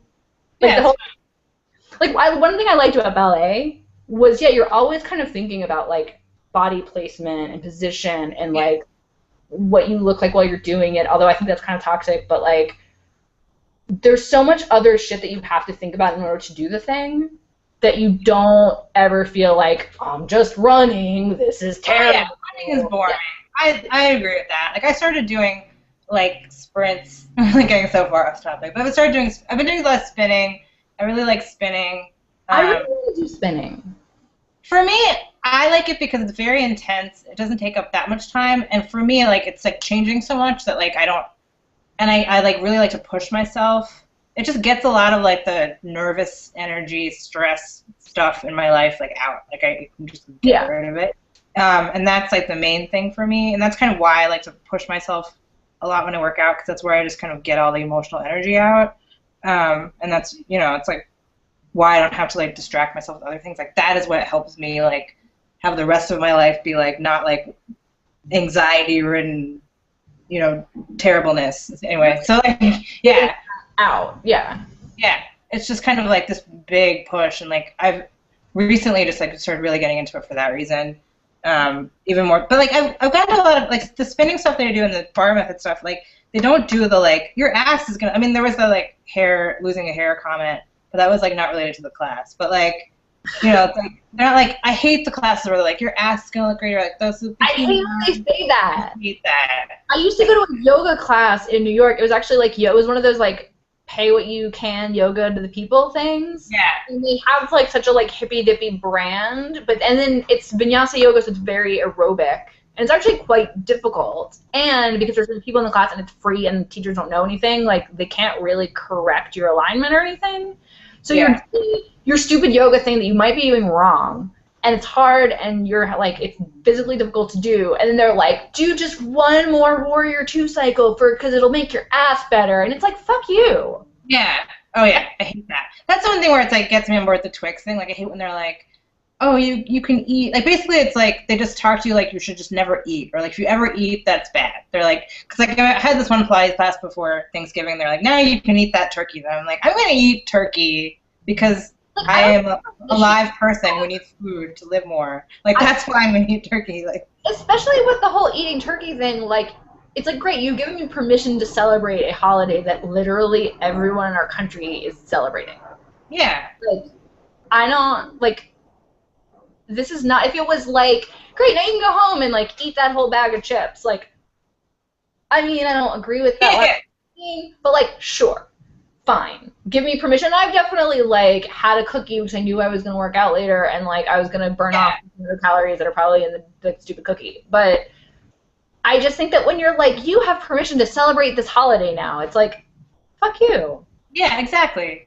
Like, or like I saw something where like this guy had like gone on like a 5-hour bike ride and and like took a picture of his beer like you do after, and like this woman on Facebook was like, oh, I don't get the point of like a 5-hour bike ride and then having a beer. Because that's fun.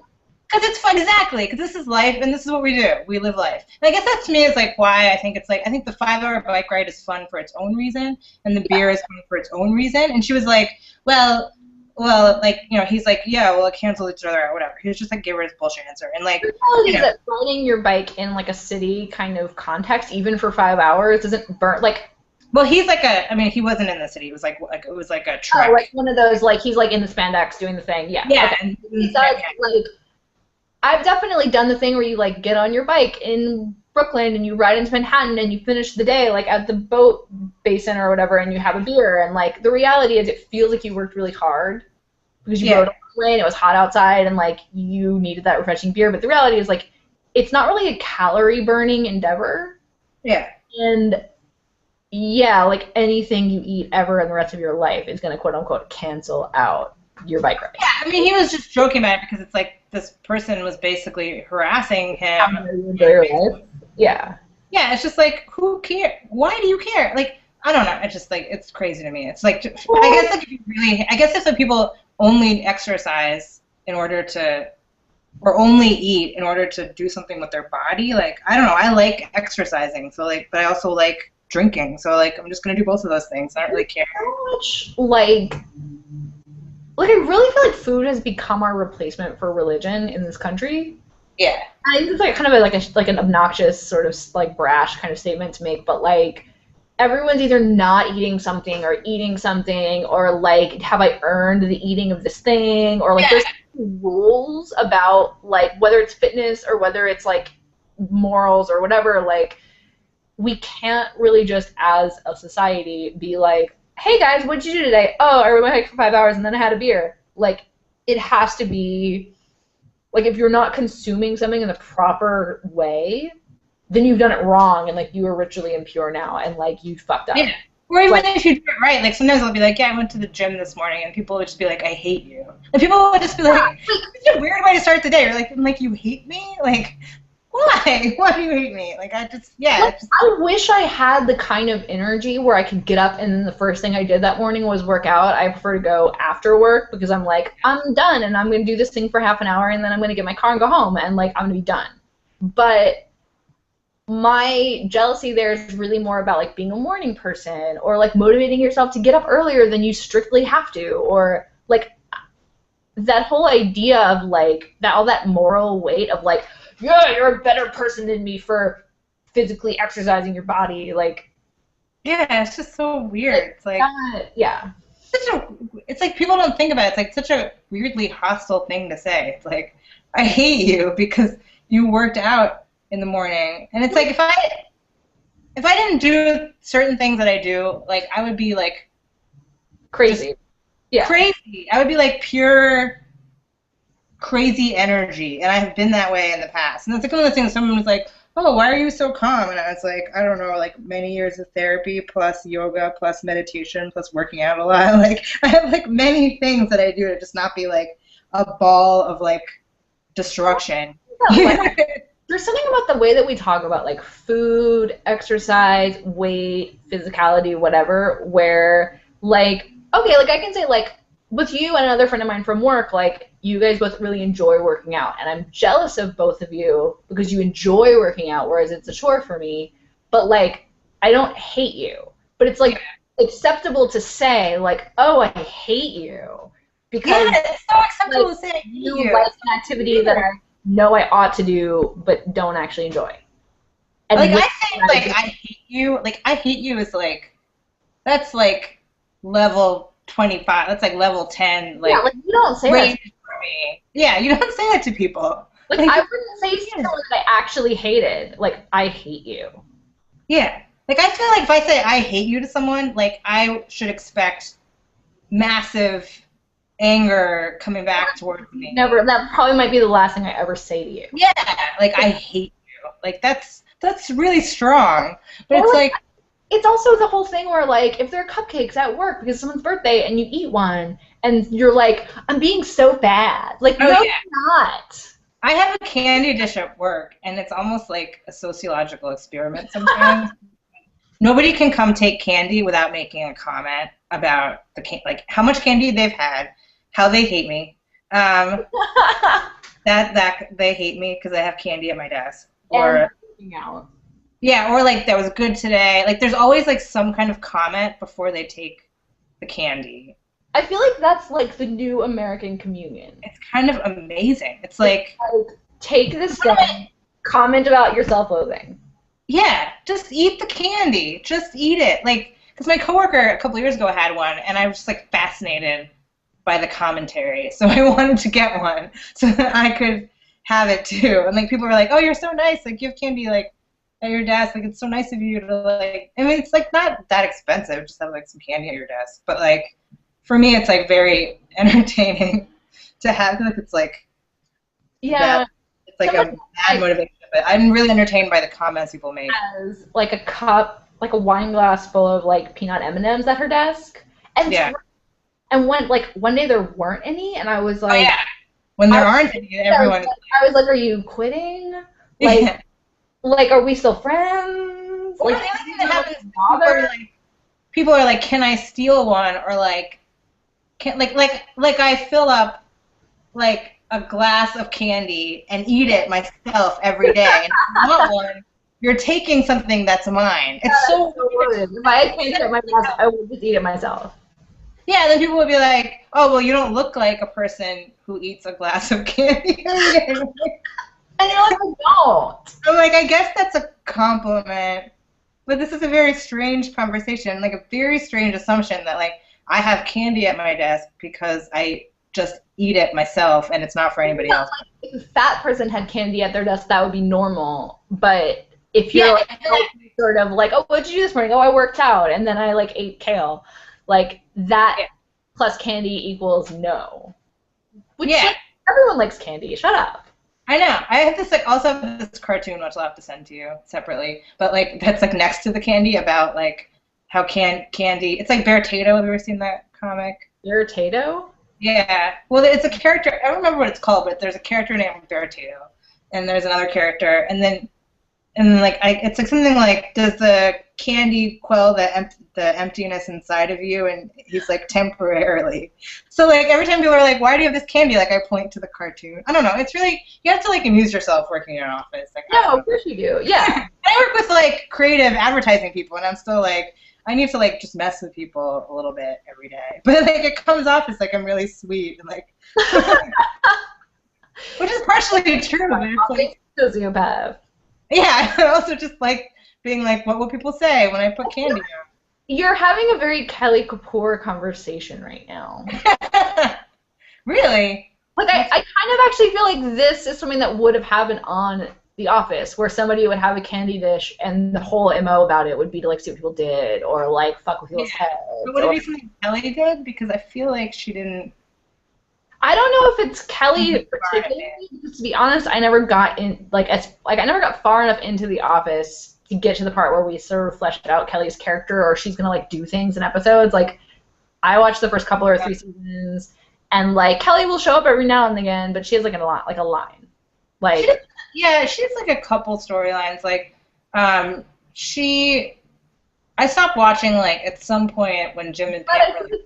She also was one of the people who would be like sweet and yet also kind of fucking crazy. Yeah. And that's one of the things, like, in the first season, she was written as very, like, serious Indian woman, and then they changed that really fast, which I really enjoyed. But one of the things about race in this episode, and, like, just race on the show in general, like, I like when she's more, I feel like she can be really good about writing about being Indian American, but not have it be, like, an issues show, you know, like some things, like, the Diwali episode on The Office was, like, it had some of these really subtle comments about, like, to me, that were subtle but very, like, realistic about, like how, like, Michael Scott and his girlfriend came in Halloween costumes because he told her. Did you see this episode? Halloween. He didn't understand it. He knew it was like a dress-up thing. So they came like wearing like she came dressed as a cheerleader. She didn't know. Michael Scott, her boyfriend, told her like we're gonna wear costumes because you wear costumes, which is kind of true. But to me, it was like kind of this way of being like, I'm gonna get your culture totally wrong, but not in this like horrible racist way. It's like a gently clueless way. Yeah. And just like having a whole episode on a network show about Diwali was like, that's one of those things where it's like, you know, she's like a year younger than me. Like, it's just like, it's just kind of crazy to like have my adult life be like her advancing things in this weird, superficial, fun way for women like of my background, you know? Her, and like now this season, suddenly, like there are 2 shows that are about to premiere, one of which comes on like next week, and the other is like a mid-season thing, that are both actually shows about like the ethnic experience, one of which is Blackish, which is about African-American culture, and I feel like we've seen African-American TV shows before, and I'm curious to like what that will be, but the, like, this Fresh Off the Boat thing, which is a show that like I think could not have existed without the Mindy Project and without like a lot of other conversations in media that are happening. Yeah, it's one of the things. And that is, I think, going to be like an issues kind of show about being Asian in America. Yeah, it's interesting because I was, you know, Hari Kondabolu. Mm-hmm. I was listening to his podcast with his brother the other day, and like, you have to see it. He was at Caroline's this weekend, and I was like, screw you, I'm not doing this. I totally should have gone, like, but like I was like, I don't want to go to Caroline's, but like, so like I'd rather see him at like Brooklyn thing. Yeah, I never want to go to comedy clubs that are called like Flappers, Caroline's, like anything with like an air of dorkiness. I'm not. I don't want to see Aziz at like Madison Square Garden. I'm like, thumbs up from here that you guys are doing this, but I don't want to do. That's too much. I don't know. Even Caroline. Kind of cool when it comes to LA, and I'm kind of like, he's playing at like the Wiltern or somewhere. Like I would go see it. Like we're so urban, but like So he had this thing on his podcast. He was playing this clip from when he went on like some Fox News affiliate or like Good Day New York. And it was really great. It's like one of those things where it's like, it's great because it's like one of those things where you're watching it, and I can see like not being from that background or like just not paying attention and being like, oh, this is a thing that happened. Because they totally don't understand what his new comedy album, Waiting for 2042, is about. Like, they don't get what he's trying to say about like being a person of color but also an Indian person and like what's going on in like you know, culture right now. But like for me and for people like me who are paying attention, it's like amazing. So he's like talking about it, and he's like, you know, like he's like refers to it as like our post Mindy and Aziz era. You know, he's like, in this post Mindy and Aziz era, like we should, you know, it's like we shouldn't have like someone like Apu being like, and like the people on Good Day New York are like, what? Apu is so funny. Like it was just like, you're just like. The weird thing about that is like, AM New York comes on in New York City, which is full of people who aren't white, including many, many, many Indians who I'm sure are watching. Like, yeah.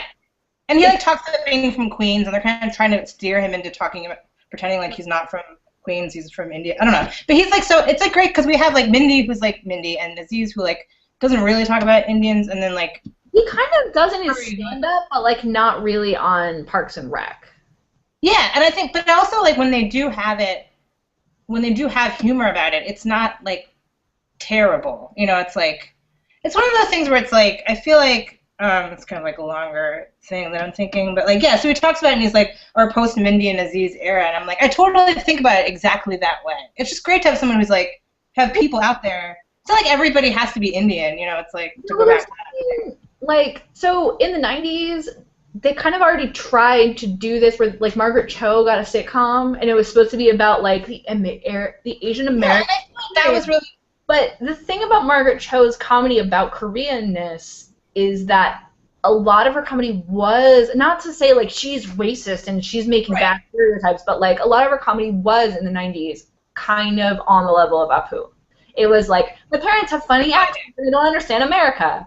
And there's a lot of humor there, and I think you can still have that kind of humor without being racist, and I think that when Margaret Cho does a stand-up bit, it doesn't feel racist, even though you kind of later think, like, wait, was I laughing at her Korean mom because she's Korean, or was I laughing at her Korean mom because it's a funny impression? Like, in the 90s, it was hard to have a show like that that wasn't punching down or that wasn't making fun of. And now, suddenly, we're in this world where, like, Mindy can make a joke about Ramadan, and it doesn't have to be a teachable moment, and it doesn't have to be, like, a thing. It can just be like, yeah, dude, like, that's not what religion I am, bye. Yeah. Right. Yeah, and she has, like, some other really good stuff about, you know, like the Diwali thing and, like, some stuff that she did about Hinduism which is, like, very light, very small stuff. Like, to go to Aziz, who I think does talk about Indianness more in his stand-up, like, when he talks about Indianness, it's, like, spelling bee stuff. Yeah.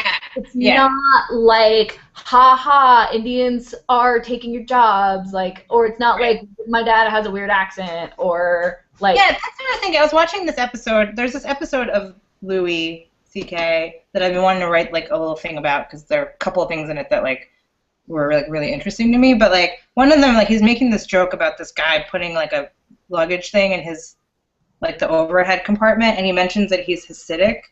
And then he's like, it's not, and he's like, he goes in this whole thing about, he's like, I have to mention that he's Hasidic because that's, you know, that's like an observation. Like, he goes in this whole thing where he's like trying to apologize for the fact that I know the thing you're talking about, and I'm not sure if I saw that episode or if it's like another thing in his stand-up, but that he's done. It is a thing that he's done, and I like that he kind of is like, now I need to talk about this because I can't just be like, this Hasidic guy, you know, what's the thing, whatever. But, like, kind of made me think about, like, a lot of times, because a lot of times the pushback I'll get when I'm like, I didn't like that joke, it was racist about Indian people, they'll be like, oh, well, you need to, like, laugh at yourself.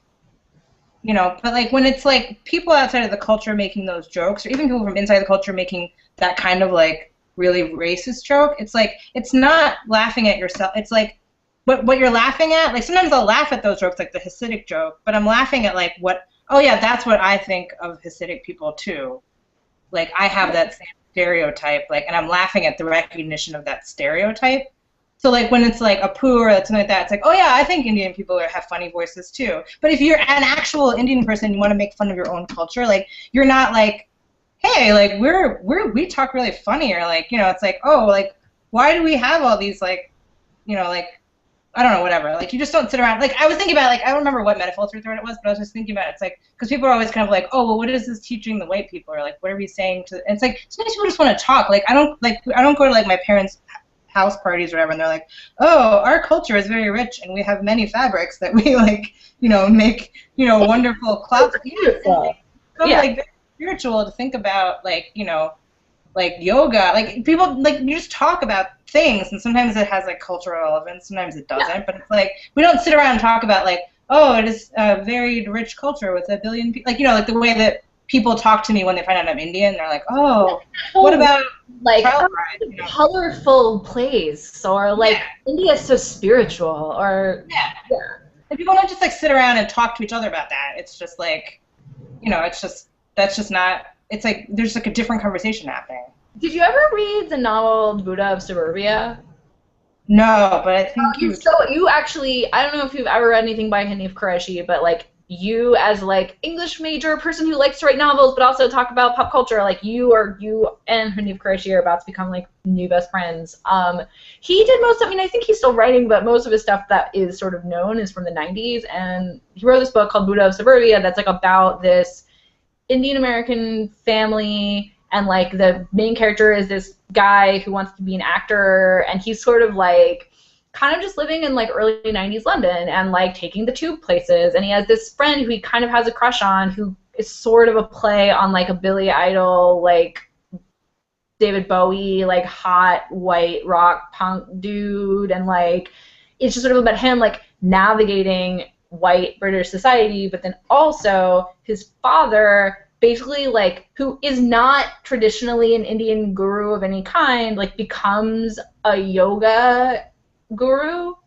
Becomes like a Bikram guy where like he trademarks his own brand of yoga or meditation or like mindfulness or something like that, and that's like he's the Buddha of Suburbia. He goes around like to all these nice white ladies' houses in the suburbs in England, like teaching them how to sit on their heads and shit. And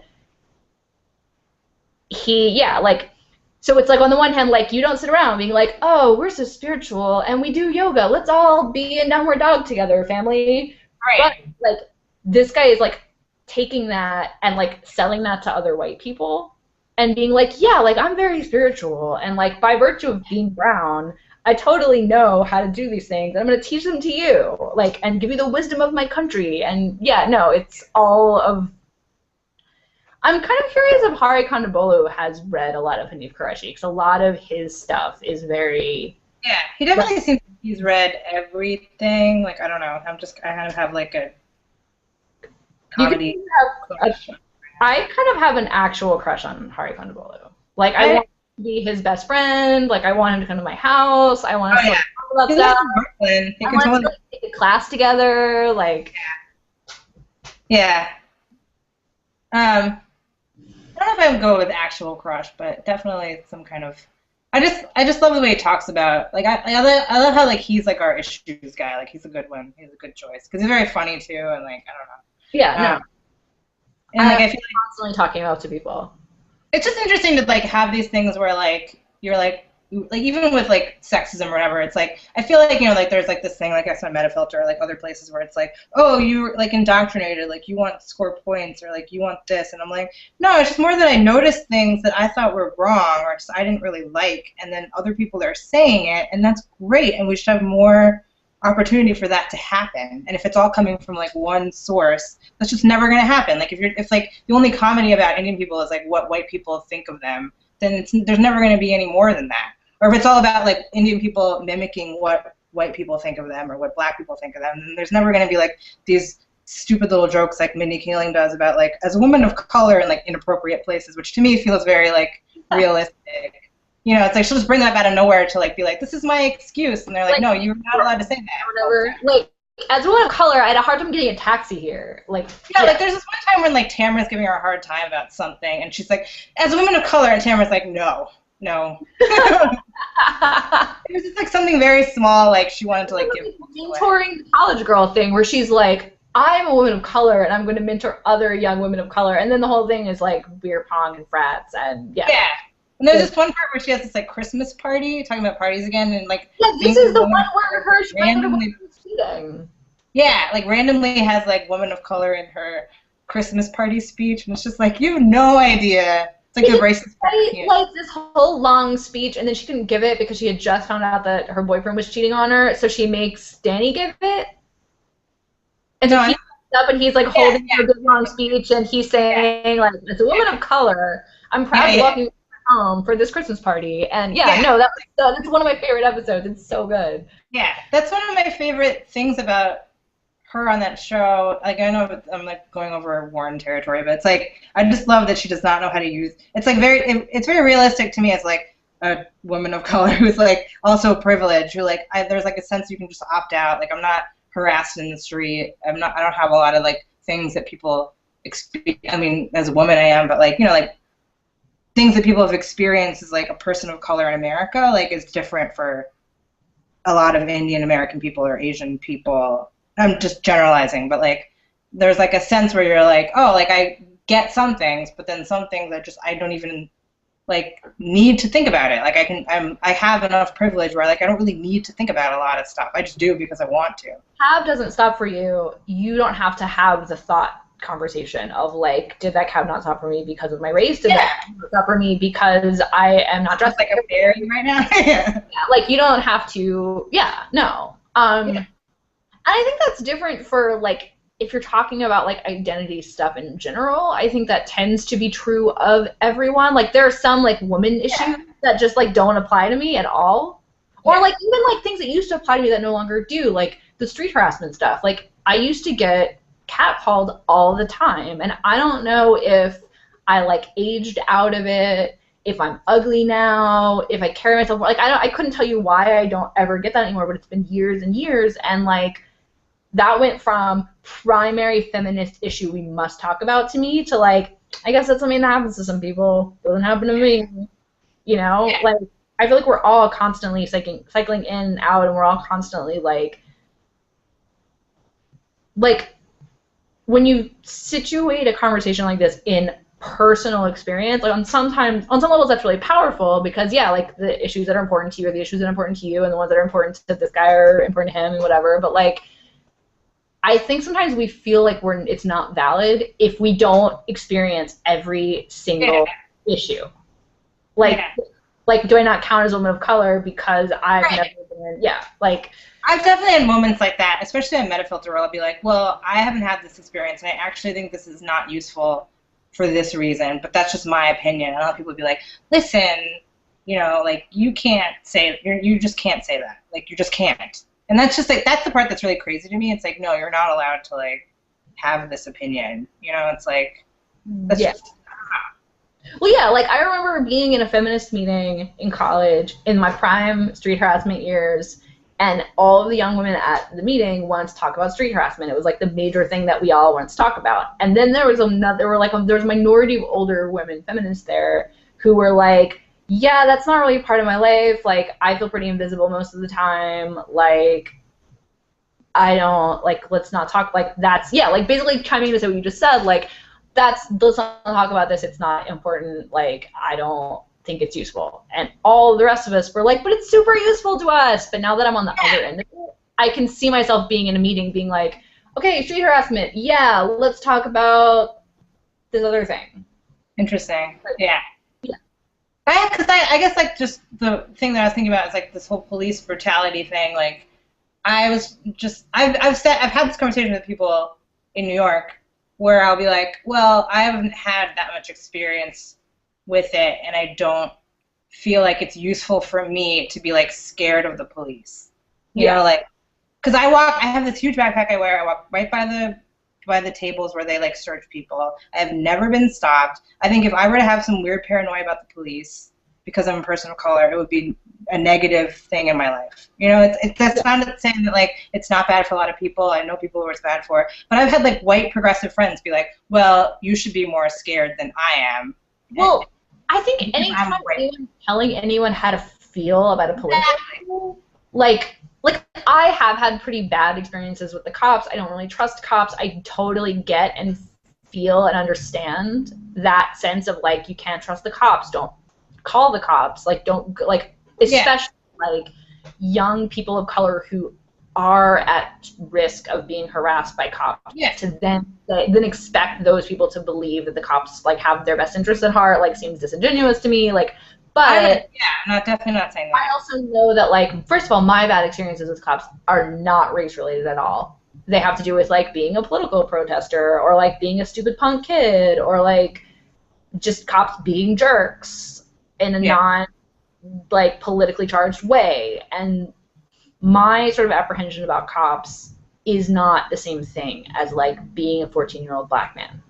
Like, and so for me to tell anyone else, like, as a person of color, you should feel more solidarity with the 14-year-old black men, and you should have the same feelings they have, is. Well, it's partially that, but then it's like they're like, well, it's like you're trying to make yourself like a better minority, and I'm like, it's just the truth. Plus, Yeah, like we don't have the relationships to things that we have. yeah, and it's also just like inherently. I think one of the points I was trying to get across that it's hard to really get across to people is that there's something like inherently threatening about people being like, you should be more scared than I am. Like, I have a position, and I'm telling you from my position of, like, safety, that you should be scared. Like, you know, it's like, it's one thing for, like, because I've talked to black people about it, too, to be, like, my black friends, but, like, they never have said things like that to me. Like, they've never been like, oh, you think you're better than us, or, like, it's never like that. It's only coming from white people who are like, oh, you think you're, like, a better minority, or, like, you think you're, like, a, you know, whatever. You're like sort of bragging about privilege. It's like, you know, it's like, so it's like either you're like a white person talking about how great your privilege is, or you're like a black person telling people how bad your privilege is. But if you're like sort of in the middle, then it's like, can you just not talk because we're talking, we're having this conversation.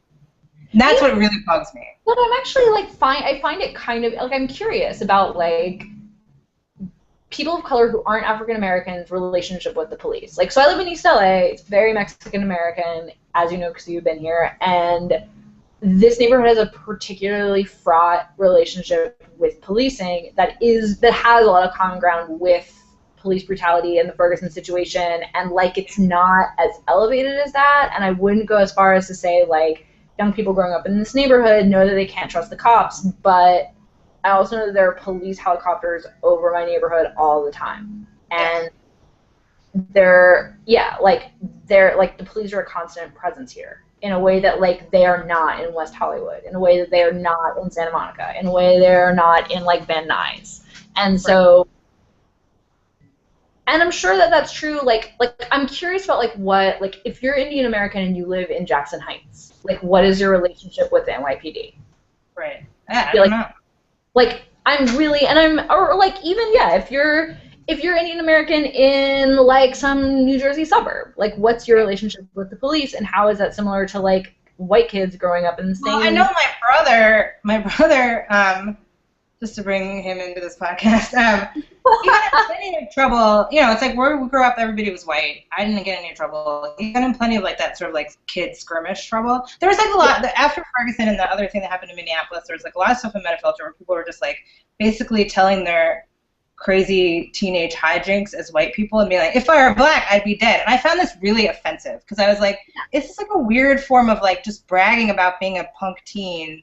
And like, it didn't seem like very empathetic, and like, it's just like, but my brother, and like cooking, he got out of all that stuff the same as all of his white friends. That's not saying that there's no race, it's not any of that, but it's just like.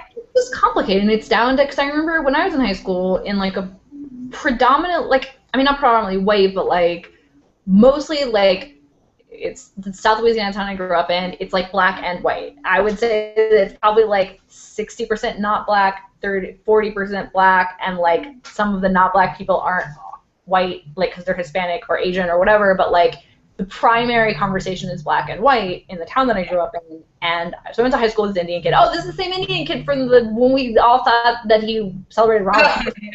But like many years later in high school, his parents are both doctors. He grew up actually like his parents were both like specialists. We grew up in like a much more wealthy kind of family than I did really. But like his dad had like just bought an Audi or a BMW or a Mercedes or like some fancy car, and his parents were having a party, and they send him to the store to get like more salsa or some Diet Coke or like whatever you'd send your 16-year-old to the store to get if you're having a family party. And the cops stopped him and like gave him a hard time and like arrested him, and like I think he was on our local version of cops because I think they saw like a brown person behind the wheel of a Mercedes and assumed like that's not good, something bad's happening there, we should stop that guy on account of like he wasn't speeding, he wasn't breaking laws, like he basically got the like driving while black treatment despite being like a wealthy Indian kid from the part of town who was just like driving a mile to the Winn-Dixie to pick up some Diet Coke for the party.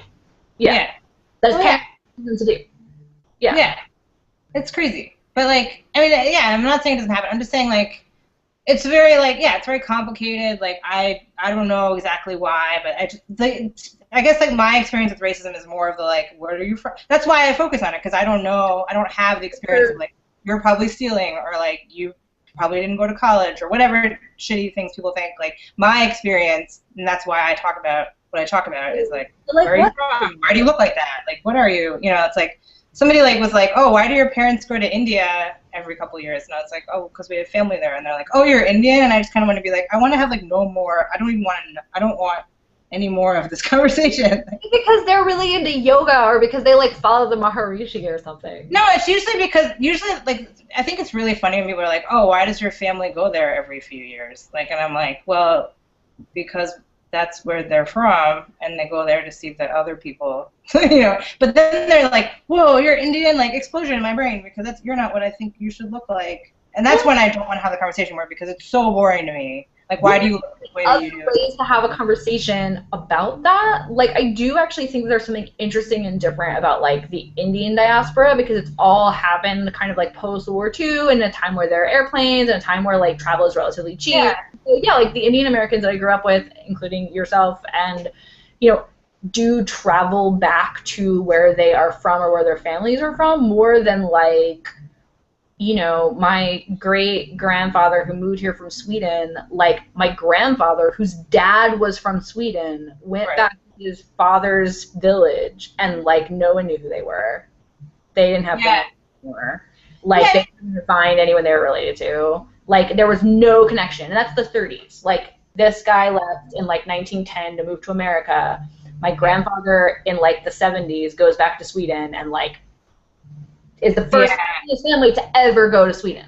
That's And so it's interesting to me that like you have all these like post-War II diasporas where like it's like Puerto Ricans and like like let's move to America. We have American passports and it's like a 3-hour flight. Yeah. Like, you know, we're Indian, like we're middle class. We go back to the village every 5 years and like see Aunt so and so, and it's nice. Like in the way that like my family like goes to Michigan to see Aunt so and so. Yeah, exactly.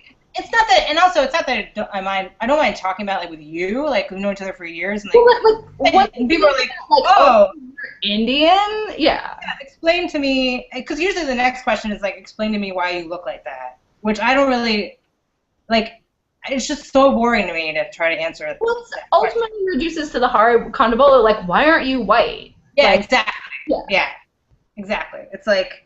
And also, it's like, you know, people will be like, oh, but I'm interested. And it's like, you're interested. I'm in my 30s, and I've gotten this for a really long time. I'm not interested. You know, it's like, this is boring for me. It's very boring for me. Well, so like, the other person, like, isn't really interested. No, they're not really interested. It's the same question that, like, there's an instinct. I don't know if you feel this way, and, like, it's something that I've had to stifle so many times myself because I know it's wrong, but like when you meet someone who's disabled and you want to ask them like, what's wrong with you? But obviously you can't say that. It's a terrible thing to ask someone. Like, oh, why are you damaged? Like, you wouldn't say that. And I think that when somebody meets someone who's not white and they can't usually slot them into like, what are you? What they want to know is, why aren't you white? Right. And or black, maybe. Or, why are you that? And also, like, for me, it's like my hair is curlier than people think, or like, I don't know, the people just expect this like standard issue person, and that's not me. And then they have like a whole bunch of things about how I probably grew up that are wrong, and like, you know, what my mother is like that are wrong. But like, so it's just not interesting. Did your dad throw acid at your mom? Like, exactly. Yeah. So, there was something else I was gonna say. Totally forgot what it was. Or kind of like, so you know about my friend Ren Beer, also Indian, I guess kind of American via Britain, whatever, but like he's told me stories that are actually like that, and the first time he told me those kinds of stories about like growing up, whatever, like weird traditional like shit you hear in the media, I was like, I kind of always thought that stuff wasn't real. Yeah, I try to remind myself that it is because really talked about it a lot, because I just feel like it's like it ultimately devolves into like, tell me why your family is wrong, but like because my family's not like that at all. They were like horrified by that bus thing. You know, that's the thing too. It's like that bus rape thing. Like they were horrible. Like they were just like like shocked by it. Like they were like not like, oh, another day in India. Like they were like, this is horrible. You know, like it was like really shocking. Like it's really shocking. But yeah. it's like, I think people have this idea that like everybody in India is like just raped all the time, banging on rocks with tools and like just, which is crazy because like considering like the diaspora output and even in the country, like just the amount of brain power that goes towards certain things, kind of crazy. But it's like people just have this idea. It's like yeah, everyone's really backwards and they're all backwards together and they like don't have televisions and like, but like they're. But they also all somehow magically work in call centers. Yeah, and take jobs. Anyway, but what the thing I was going to say was that about identity is like I've noticed a lot of Italian people in my life are not completely Italian, but identify as Italian, like I'm Italian. And that's because of like where they grew up or like their family or their food. And I like never, it's one of those things where it's like I don't want to be like reverse racist or I never question it. Like I never am like, but you're only half Italian because you're not really Italian. Yeah. Yeah, I would never say that. And it's to me it's like a personal point of a thing because I'm like, that's what they told me. That is what they say that they are. I am not going to be like, but you're blonde. You know, like we're Italian. Done. We're done. Jones. Yeah. Yeah. I mean, it's also like it's really funny because it's like it's very like there's, yeah, it's like very important to them. They're Italian. You know, it's like more than like I think other white types. Like you know, it's like, but like. I mean, I don't know, it all kind of goes into like the like ongoing conversation about like the whitening of immigrant groups. Yeah. And like I would think the Italians should be like more like on our side of things and be like, yeah, like welcome, like, you know, we were just there, you know, like like I feel like there's a lot of like people like kind of excuse a lot of I've had people be like, oh well, you know, my family's really racist, so we're like Italian. You know, it's like, oh, why? Yeah. Like today, before we had our podcast, which now has been going on for like 2 hours, we're in the next one. I was like looking up Kim Kardashian's Wikipedia page for reasons, and I was reading it, and I was reading about like because I wanted to find out like what she did before she was famous, like what did she want to be when she grew up, or like what was her entrance to like the media, and it said something about like her father being a third generation Armenian American, and I was like, that makes Kim Kardashian like at least as American as I am, if not more. Yeah. But because I'm like third or fourth-ish generation American, and like, but I have a smaller nose, so therefore people think she's weird and ethnic, and I'm American. Someone like favorited one of my comments from that Metafilter thread about the Vogue cover that we're both in. Whereas, like, she's not white, and it's like, what about Andre Agassi? Is he not white? Like, what are you even talking about? It's like... Yeah, like, where there's no... And I think that once you get in that murky middle of, like, what is whiteness... Yeah. Like... A lot of people can't really answer that question properly. Like, I think it scares people. Yeah. Because they don't want to be on the wrong side of it. Yeah, and they get really entrenched in the idea. And I've done it with you. I remember we had that whole, like, Iran... about whether person or white or whatever, and which I later found out I actually asked a friend from high school about that, and she was like, we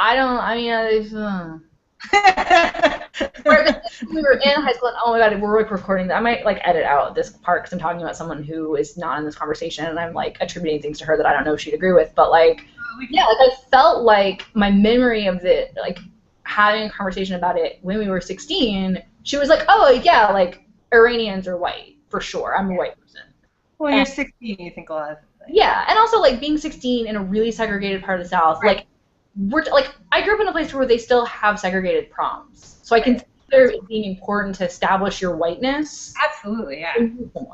And yeah, now we're in our 30s, and like things in America have happened. We both left Louisiana. We both traveled the world. Like we both like went to college. We both had ways of understanding race more than I think a 16-year-old does, especially a 16-year-old in the South. And so now her answer is different, and that fascinates me because the idea that like your own, like I wonder if there are like Italian or Jewish or Armenian or like whatever ethnic immigrant groups who you like grew up thinking you weren't white, and then by the time you were old, you were like, yeah, I'm a white person now. I totally think that's possible. I think one of the things I think is interesting is like I don't usually think about things as like, oh, this show is so white or whatever. But sometimes when I watch Breaking Bad, I think like this show is really white, and it's really white. Yeah, like I have not gotten into it yet.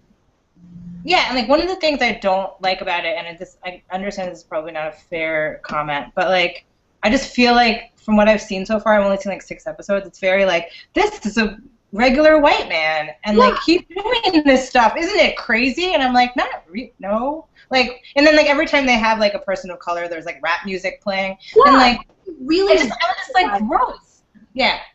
And also, well, the thing is, okay, so I remember like talking about Orange is the New Black with people, and that's one of the big criticisms of Orange is the New Black is like, oh, they had to find a way to put a normal middle-class white person in this situation that people of color face all the time and isn't worthy of comment. And it's like, yeah, but so does Breaking Bad, and everybody thinks that's the best show on TV. Yeah.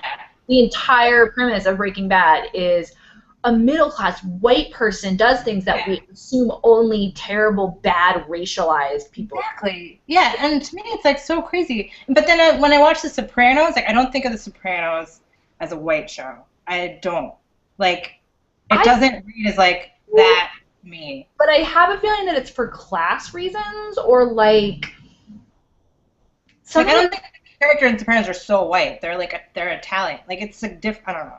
I have a lot to say about the Italians for different characters on the show come off like Meadow Soprano is the whitest white girl who ever whited. I don't care what her last name is. I don't care what her dad does. I don't care about the mafia stuff. Yeah. Like she's so white. It's funny because I've talked to this about speaking of things we're gonna edit out, but like I've talked to my therapist who's Italian about this, or just talk to people in general about like I'll bring it up sometimes. Like I identify with that show, like the family dynamics in that show so much, and people will like again I think it's kind of racist, not racist maybe, but like it's weird to be like, oh, you identify with them, they're white, they're Italian, but like it's the show is about, I mean most people are not mafia, like you know it's like the show is about like like family and like an ethnic family and like the different family issues. Yeah, I think the immigrant thing is really funny. Because they're very close to the immigrant experience, and there's one part where like they go to this party that's so reminiscent of like Indian people's parties. Like AJ is like they're like, this is your uncle, what's his face, and he's like, I've never met that guy. How is he my uncle? That is very real to me. And then they start singing for no reason. White person, like I've had that experience too. Like anytime you go a couple of generations back and somebody had like 8 kids, and so there are all these other cousins you've never met because they live in North Carolina or something. Not a cousin. It's just a friend who you call your uncle. Yeah. Which happens in Indian culture and Italian culture, where it's like, oh, it's like this is your Aunt Sara. You know, it's like I know that happens. Because we don't like. I have a couple people where their relationship to our family is nebulous, and so we just call them aunts or cousins or something. But like, it's definitely not a like. Aunt so-and-so, cousin so-and-so. Like, it always bothers me on TV shows where, like, someone has a baby and their friends are, like, Aunt Phoebe. And it's like, they're not your aunt. You're just a friend of their parents. But that happens, that's an Indian that's thing. True. And an Italian thing. And then there's also this one part in the episode where this guy starts singing in Italian for, like, what seems like no reason. That happens, not in... that happens in and, like, it's just great because I'm just, like, I totally identify with this. Like, and now this man will sing, and we all have to look really serious. But, like, why am I here? like, you know, it's, like, to me, that's, like, that show has a lot of stuff that's, like, very, like, recent immigrant experience. Yeah. Well, the show is a lot about that. Like, there's a scene where they have, like, a Sunday dinner with the family, and, like, they're just having, like a lot of The Sopranos has those, like, very, like, mid-century Italian-American kind of tropes. Yeah. And they're talking about, like, somebody making a recipe with balsamic vinegar or, like, something Tuscan or something, like something more, like, not Sicily. And older people at the table are like, we never had that when I was Italian. Like, we didn't have that. Like the regional food is really different, and you're really, like, stuck to, like, your region, like, 300 miles away, it's this other thing. And it's, like, I feel like the, like, WASP American culture is this one thing, and everybody who comes here has, like, a very similar kind of thing. Like, the family thing, and, like, you know, it's, like, not to generalize about WASP. But, everyone does, but I think that, like, there's a thread running through, like I think if you came here in the you know, turn of the century and you were like Polish versus like if you came here and you're Italian, or if you came here and you're Chinese, or if you, yeah, like there's like a common like sort of immigrant story that we tell. Yeah, like I was dating this, like, it's like some things, like I was dating this Italian guy, and like I was telling him I was going home to visit my mom, and he's like, why are you going home that weekend? And I was like, that's when she wants me. And he was like, okay. Like, it was just like, that was like, it was like, there was like a lot of like, just like, that's when she wants me to, like, that's all I said. And he was like, okay. Like, it wasn't like, oh, there's no event, or, I don't know, it's just not, it's not like saying other people aren't like that. It was just this very like, you know, my mom wants, and or like, I've dated people who were like white, who were like not Italian or Jewish or something, who were like, oh, why do you like talk to your mom so much? Or, like, I don't know, just stuff like that. Where just like, I just do this. I just do. Like, why do you care what your mom thinks about this? I'm like, I don't know. I just do. Like, I don't even have like that much like family as other people. No, that's really true, and I think that like it's something that I don't think of in my own culture as like a white thing, and I especially like don't think of myself as being waspy. But like it's super true. Like the emotional relationship that I have with my immediate family is pretty different, and I think assumed to be pretty different than like the quote unquote immigrant. I feel like I'm making a lot of air quotes here, but like there's like, yeah, like I talk to my mom whenever I talk to her, and like she always wants me to go home and stuff, but I don't, because I live like a million miles away, and it's just like not a thing that's gonna happen. And that's and it's not even like I do it all the time. It's just that I have this like conflict. Yeah, like that conflict doesn't exist in my brain. That I should see my parents more. Yeah. Like not that I want them to see them, but yeah. And I don't know. I'm curious on like how that stuff arises, because like the anthropology major in me is not really willing to think that across the entire globe, from like Bombay to Sicily to Beijing to, you know, Kiev, is X culture and wasps are other. But it's true that like that's like a common thread in the American immigrant experience. Right. That like I didn't even despite the fact that I'm not really a wasp because I have all these other like ancestries, like has not been a part of my life as a mainstream American. Yeah. Interesting that like really specific divide exists that unites really disparate cultures that aren't similar at all. Because like I would say, like having been to Italy and India, they are nothing alike. No. And the local cultures on the ground are nothing alike at all. And but yeah, like but then you come to America and it's like mom and uncle and family party and like all sort of tropes. Yeah. The singing thing was like really great. I was just like, it happens. You're like 11 and you're like, I have to be quiet for a really long time and I don't understand this language and this is weird and like, yeah, it's just, I don't know. I never, like other kids didn't have that. Well, we had that like with Cajun stuff, but Cajun was like laid back and festive, that it was never like a be quiet and sit down because someone's singing in a foreign language. It was like, let's dance, someone's singing in a foreign language. Yeah. I mean, that happens too. I don't know. It's just kind of like, it's just one of those things where it's like, I'll be like, yeah, I really identify with the family. Like, hang on, you cannot, you know, and it's like, but I do, I'm sorry. What? People will be like, you can't, you're not like allowed to identify with the family and the Sopranos because you're not. Because you're not white and Italian. Yeah. Mafia.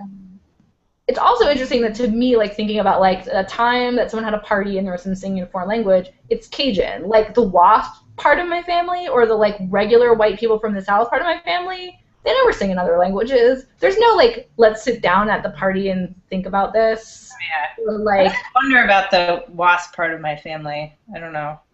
I'm just thinking about it. I know some things about them, but not a lot of things. What their specific names were, or like my grandmother's name is Alice. Her mother's name was Edith. And then like English people who like were from. Edith is half English. Yeah. And she was like she's my mother's grandmother, and she's like a British woman. My grandmother was raised as a British woman. Yeah, I just like imagine them like wearing really great clothes and eating kedgeree and being kind of great clothes. My grandmother was like all like a 20s flapper, and she was like basically like I have her body, like it's been in me, and like those clothes are all gone, and I was just like I didn't even care if I couldn't wear them, like I just want them, like why do I get rid of them? Yeah. There's just something like really powerful about and I don't know if this is like an ethnic / immigration / genealogy thing, or if it's just like a human thing. Like, I don't really know anything about my grandparents. Like, I grew up with my grandparents. They're not even that old. They're all alive. But like, I didn't grow up. I like only recently found out my grandmother's maiden name. Like, I don't know really anything about their lives. I don't know, like, when they were 20, like, what did they think about the world? Or, like, and, like, as an adult, I feel like I've heard more stories about them as a young adults. And, like, I know some things. But, like, anytime I can find really specific information about, like, grandparents, great-grandparents, like, what their last names were, what specific town did they live in, what specific year were they, like, anytime you get something really specific about some dead person that you did not actually know, it's just like, I know, it's so amazing. Like, I found my grandparents and great-grandparents in, like, the 1930 census in Mississippi. That's amazing. Like, these are people, like, my great-grandparents I maybe met, I think some of them died when I was little, like a baby. Some of them died before I was born. Some of them died when I was like 9 or 10. But like, yeah, I was like, here's your name written down by a person that says like, Earl Gren, farmer, Pike County, Mississippi, 5 kids. These are their names. This is your wife. It's just like, yeah. Like, every time I hear about that stuff, yeah. And it's like, my family will kind of, like, trickle it down in, like, little bits. Like, did I tell you the story of my mom?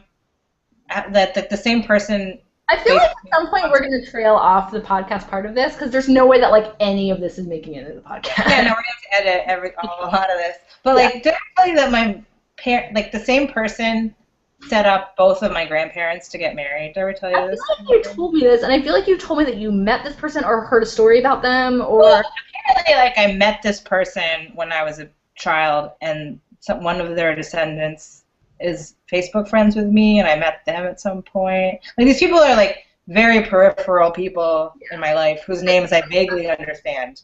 Yeah. What? They're like fourth cousins or something. Yeah, it's like one of those weird things about at least my family, where it's like they'll be like, oh yeah, this happened, and it's like blows my mind. Like, but like, yeah, like the same person, and it's also like really interesting class things, like the same person who told my grandfather, not that he's like responsible, but it's like, so my grandfather is a doctor, my grandmother was a nurse in India, and she's, my mother's parents, like she was Christian and like very English and spoke English and wore like flapper clothes, and my grandfather was like traditional Hindu and like long line of doctors, and his mom was like, you must, not do this. And his friend was like, you should marry this woman or just like let her go because it's the 30s in India and it's kind of like scandalous and wrong and everything else. So that same person, my grandmother on my father's side was like this rich woman in Bombay, I guess, and like her father died of snake bite on an island with no health insurance, so she lost all of her money. She was like a very like bitter person, as I remember. And then she was like working for this guy, and like her boss knew this other man and was like, well, you guys should get married because she doesn't have anything or anybody, and like you need a wife. I don't know, something like that. That was the same guy. The thing that people talk about in the 30s where it's like... The same guy. It's crazy. Yeah. Yeah, it's crazy. It's crazy. Are both sides of your family like in the same circles in... Oh. I mean, they're like pretty big class. My dad, I guess, I would say is lower middle class, and my mother was like kind of like bohemian middle class. Like they didn't think they had a lot of money, but they had like a piano and like. Were they like involved in the same? Like I kind of get how my parents. They weren't even in the same town. Yeah. Like, they like went to the same high school, and they like knew the same people, and they like both of my parents are like Protestant, which I'm sure didn't matter to them when they met each other, but like. There are attributes of them that makes it make sense that they ended up together. Like, I mean, it's also crazy too because neither is the traditional arranged marriage thing. That's like that's really interesting to me is that like Sue, like both sides of your family were introduced by the same person. Both sides of your family were like equally non-traditional. Both sides of your family, yeah, like that's fascinating to me. Yeah, like I don't know. I would love to know more about the dad's side because I'm sure. She felt like she missed the boat on arrangements. Like, not like, I don't think she was like, you know, like, I'm going to buck the trend. On my mother's side, it was definitely like, my grandmother was like, what? Arrange what? You know, like, she was like in her own. Laughing and doing the Charleston and stuff. She wrote a letter. Her mother died when she was a kid, and she had a little brother, and she wrote this letter to this school that was like, will you please take me in your school? I'm really smart. And they, like, brought her in on full scholarship to this. I don't know. It was just, like, fascinating. Yeah. When she died, I inherited her notebooks. So I have her notebooks. That's really cool. Yeah. It was really cool, too, because I was 8 when she died, and it was, like, already established that I was, like, a writer and, like, the writer. Yeah, it's really nice. Yeah. So, like, it was, like, but it's all in English. So it's, like, she was, like, writing about her, like what she did at school every day. It's fascinating. I don't even have it because I will destroy them somehow, so my mother has them. But, like, yeah. I love how, like, there's something about, like, millennial / Gen X society where, like on the one hand, I kind of don't buy into the, like, extended childhood thing. I think it's bullshit, and I think it's, like, doesn't really reflect people's actual reality. But there is a thing where, like, you can be in your 30s and your parents don't trust you with family. Yeah. Like, but I accept it, too. I'm like, I would probably destroy it. But, like, yeah, but it's, like, but I think that's also partially cultural in my case. Like, I'm always going to be my parents' kid. Like, I don't know. Yeah, but, like, my mom has this stuffed owl that my great-grandmother, her grandmother, made for her when she was a little girl, and I've always loved it, and I've wanted it forever and ever and ever, and I'm sure, and there's no, like, reason I can't have it. Like, my mom doesn't really love owls or stuffed animals. Like, there's no, like, well, I need this because I have to have it in my house. Like, it's not like the like, focal point of her living room. Like, it's just a thing that I love that she won't let me take. And right. Won't let me take it, she has said, is I would lose it or give it away or mess it up. Yeah. Which is weird because I'm 33 years old. Yeah. It's a stuffed owl made out of corduroy. I just feel like if I did destroy those notebooks somehow, which maybe I probably would not, I would feel terrible. My mother also. You would there would be, like, your apartment would be flooding and you'd be like, the notebooks, no! Yeah, the notebooks. Yeah. My grandmother also had earrings made for herself that she designed when she was 12 and gave them to my mother when my mother was 12. And my mother gave them to me to wear for one day when I was 12. And you lost them? I lost one. I couldn't even, like, talk to her. I was so upset. Like, I was like, you know, it's like when you're a kid and you're like, whatever, this is stupid, shut up. You know, it's like, I was just like, I have, like, killed my mother's soul today. Like, I couldn't even, like, I wouldn't leave my room. She found out. She was really mad at me. I found it. But she has those. But, like, I don't even think she was giving them to me. She was like, you can wear them today. Like, they're beautiful. They're, like, very, like, my brothers ruined my mom's only family heirloom from the Swedish side of her family. Your brother did?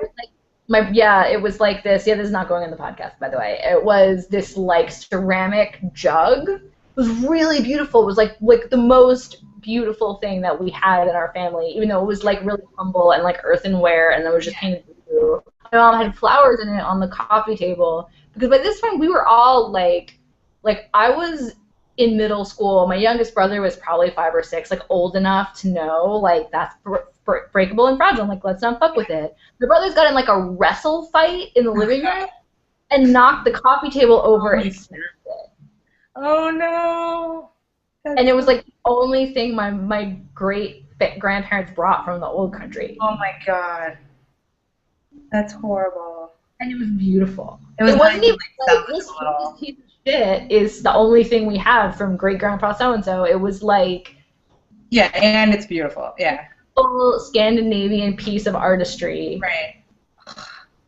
Which is the best thing on our entire house. Hands down. Yeah. Yeah. So, no, I kind of want to know my mom will give me the fucking owl. Okay? Yeah.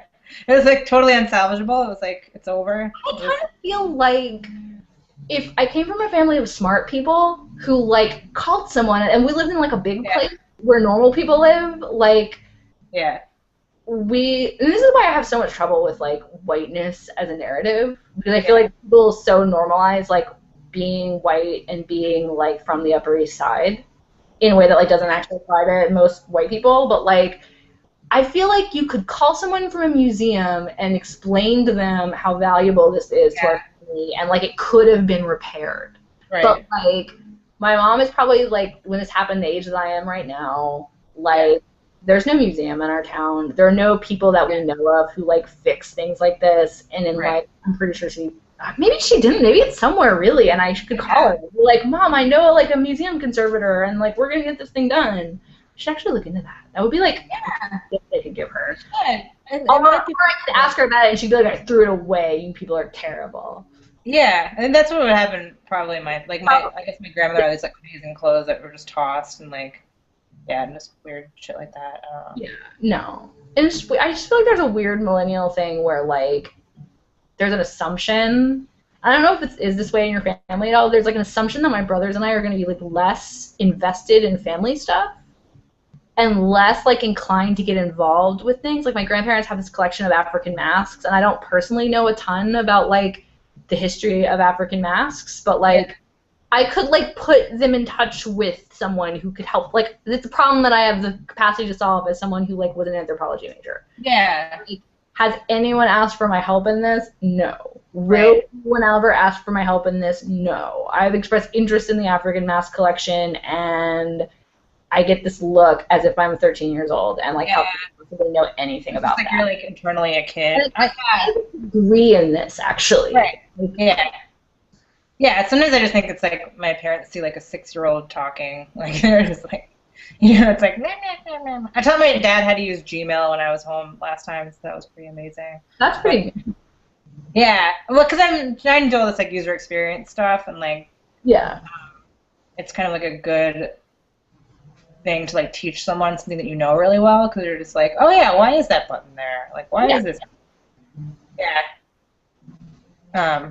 I have to go because I have to I was going to say we should probably, like, wrap up this giant we should probably wrap up this comedy podcast. Yeah. Podcast thing. I don't really know. I know that we can, like, download an MP3 of it somehow. But I think I'm going to have to do, since I'm the only person who has the login information for this account that I made, which I'll send you. Because, like, I shouldn't be the only one to have it, especially since I'm like, I don't know how it works. I don't know what we next do. This now is being archived to a YouTube video, which is terrifying, and I don't know what I'm actually curious, like, what it's going to look like. But I know that we can, like, suck the audio out from the video and then turn it into... Yeah, I think that makes sense. And I want to, like, make a little graphic and, like... I think that, like, podcast theme music is stupid because everyone's always, like, scrambling for something rights-free and, like... technical. But I also don't want to, like, commission someone I know to, like, write a song for this. Yeah. So I don't know if there's gonna be music. Yeah. So we'll figure out what end product we have, and then we can edit it,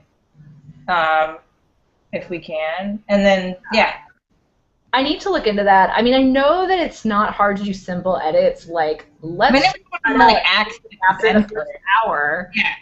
Yeah. I think most are just gonna axe the end part about faces and, like, potatoes. But, like, I don't know. Like, I've heard my friend Dave, who has a podcast, actually editing their podcast, where he, like, cuts out whole parts, or he, like, makes sure that it all, like, flows and, like, it comes out sounding like a very sensible half-hour conversation with no... Yeah, we know enough people that we can figure this out. We know all the people. Yeah. We'll figure it out. Why? Stop looking so skeptical. It's gonna happen. What? Stop looking so skeptical. It's gonna happen. No, it's gonna be fine. Also I'm kind of curious. I want to watch what this video looks like and see if we can just be like, I don't know, watch us talking out of our faces about the thing. I don't know. Yeah, I don't know. It's weird because I'll listen to podcasts that are like that and be like, this is an interesting thing for me, but maybe it's not. I don't know. Understand the whole, because on the one hand, like, I listen to so many podcasts, and I'll listen to any podcast that's about a thing I think is interesting, and I don't care, like, if the person's famous or if they're in any way, like, I've been listening to this Chinese history podcast, and that's just made by this guy. Yeah. He, I think, works in some business capacity that makes him have to go to China a lot, and he seems to have, like, the same level of engagement with China that I probably do with India, having, like, worked on a Bollywood movie, having been to India, having known some people who were from there or had family from there, but like, he's not Chinese. Right. He's not like a professor. It's not like by this guy who teaches Chinese history at a university. He's just some dude who likes China a lot. So I feel like if I'm willing to listen to that guy, maybe people will listen to our podcast. Oh, yeah, I think people will listen to it. We'll just have to figure out, like, maybe, we'll try not have to talk so much. So, Well, no, we just have to figure out what the editing capability. Like, I know that like there's a program called Audacity. There's what people use to edit sound and audio. And I know that right now, until I get my regular laptop fixed, I probably can't run Audacity. But that doesn't mean I can't email you the MP, the big master MP3, and that you couldn't do it. It also doesn't mean that like it can never happen or there's nothing to be done. You have to have these 2.5-hour mammoth podcasts where we talk about like people we can't talk about on the show. Yeah, like I don't want to be like, oh yeah, my friend from high school. And also if we're doing it on a delay, which we obviously are going to have to, then we can do like an outline and be like, these are the topics. Yeah, that's kind of a little, I wanted it, like I like the idea of it being a little more freeform. Like, sometimes the podcasts that have really, especially if they're more, like, I don't know if you've ever listened to Stuff You Should Know, which is kind of like the horror podcast with two people who talk about a thing. Right. They have very clear, specific outlines that they use. And it feels really didactic sometimes and feels like two people who are going through an outline in a way that I find isn't that interesting, especially when, like, they don't cover the topics really in that much depth, and it's nothing that I couldn't learn from Wikipedia, and I'm really listening to it because they're interesting, not because I think that this is the best way for me to learn about, like, the Berlin Wall. Yeah. I think it doesn't have to be like that. It could just be something like we have, like, 5 things. But yeah, like, we could have more of a the song and the tattoo, and then if we like get off topic and be like, oh well, let's talk about the song again, like just like as a cue. Yeah. Since it's hard for us to, like, I kind of imagine us doing it as more of like a commentary, but I think that since we're not watching it together, it's very like we get off like one extra commercial on your end, and like we're completely yeah. I think it's a positive. I mean, not that I was that surprised that we could talk this much, because I was like not actually really sure if I was going to be like, I don't have anything to say all of a sudden. I wasn't sure if we were going to have enough to say about the show as opposed to like, what do you think of the bar method? Because I've been wanting to try that, which I think is not that interesting of a thing to have in a like. I feel like that's like it's like when I was 16, my friends and I started recording our conversations because we thought they were like really fucking clever, and I'm sure that if I listened, like I would love to hear one now.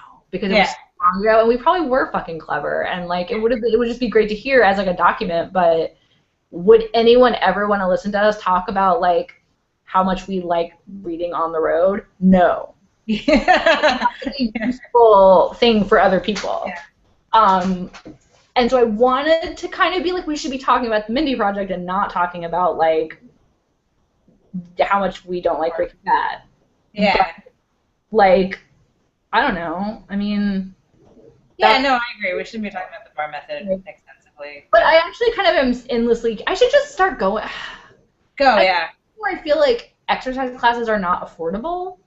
They're expensive. I got like a Guilt City thing, and I've got 5 classes. I know who go to them are always talking about how they get Groupons for them. Yeah, there's a lot. I was telling Valerie this, just since you and I are really doing podcasts anymore. Yeah. That's why Valerie was like, just look for Groupons. Like, there are so many. Yeah. Like, I have a coworker who, I feel like certain people I know give off this air of like abundance and like financially doing really well, even though I'm kind of dimly aware that we make the same amount of money because we have basically. Yeah, that's so weird. I know. And it's like, and part of me wants to be like weird. Yeah, this is not going on the podcast. This is somebody that I like work closely with every day, and I'm about to say something kind of judgmental, but like. Part of me is like, oh, like her parents must be really rich and supporting her. And the other part of me is like, she probably just has different life priorities than I do and like really enjoys like taking the bar method class and gets a Groupon because she cares about that. Yeah. Where I look at like spending costs $20 per time, which sounds like crazy expensive to me. But like I spent $20 downloading Orphan Black. Yeah, I was just thinking about that because I started watching most of it yet. Yeah, I've been like, I'm trying to do more design, like Photoshop, and I like balk at the prices for things, and I'd be like, I would spend this at the grocery store. Like, yeah, I accidentally dropped $20 on some fancy meat at Whole Foods because I didn't think about how expensive it was going to be. Yeah. And instead of being like, $13, what? I was like, okay, I'll pay for my $13 meat. Yeah, I was just like Creative Cloud, like Lynda.com. I'm like, I'm not I paying. should give you my Creative Cloud login or something. I don't know if you can or if it's a shareable thing because I'm overpaying out the ass for it right now so that I can do the credits for Fake Geek Girls, and because I'm too stupid to sit down and do all of our credits in one afternoon like a smart person. Yeah. So I'm just paying like $30 a month to sit down and use this thing like once every week. Yeah, I wonder if, I'm using the free trial now, and then I got a lynda.com. Yeah. Which is actually like, I don't know why I didn't do this earlier, because I was like, I would like try to do like Photoshop tutorials online and they'd be like, now just do this, and then I would spend like hours trying to find out how to just do that with other free things, and then No, they explain everything to you from the very beginning, like you should have when you pay for something. And I'm like, yeah, that's really dumb. no, Lynda is so good if you're trying to teach yourself some software. Yeah, it's like I feel like I've learned more in like a week than I tried for weeks on my own. Like, that's crazy. Okay, bye. You just remind me like I need to learn so many things. Okay. Yeah. Okay. Bye. Learning is good.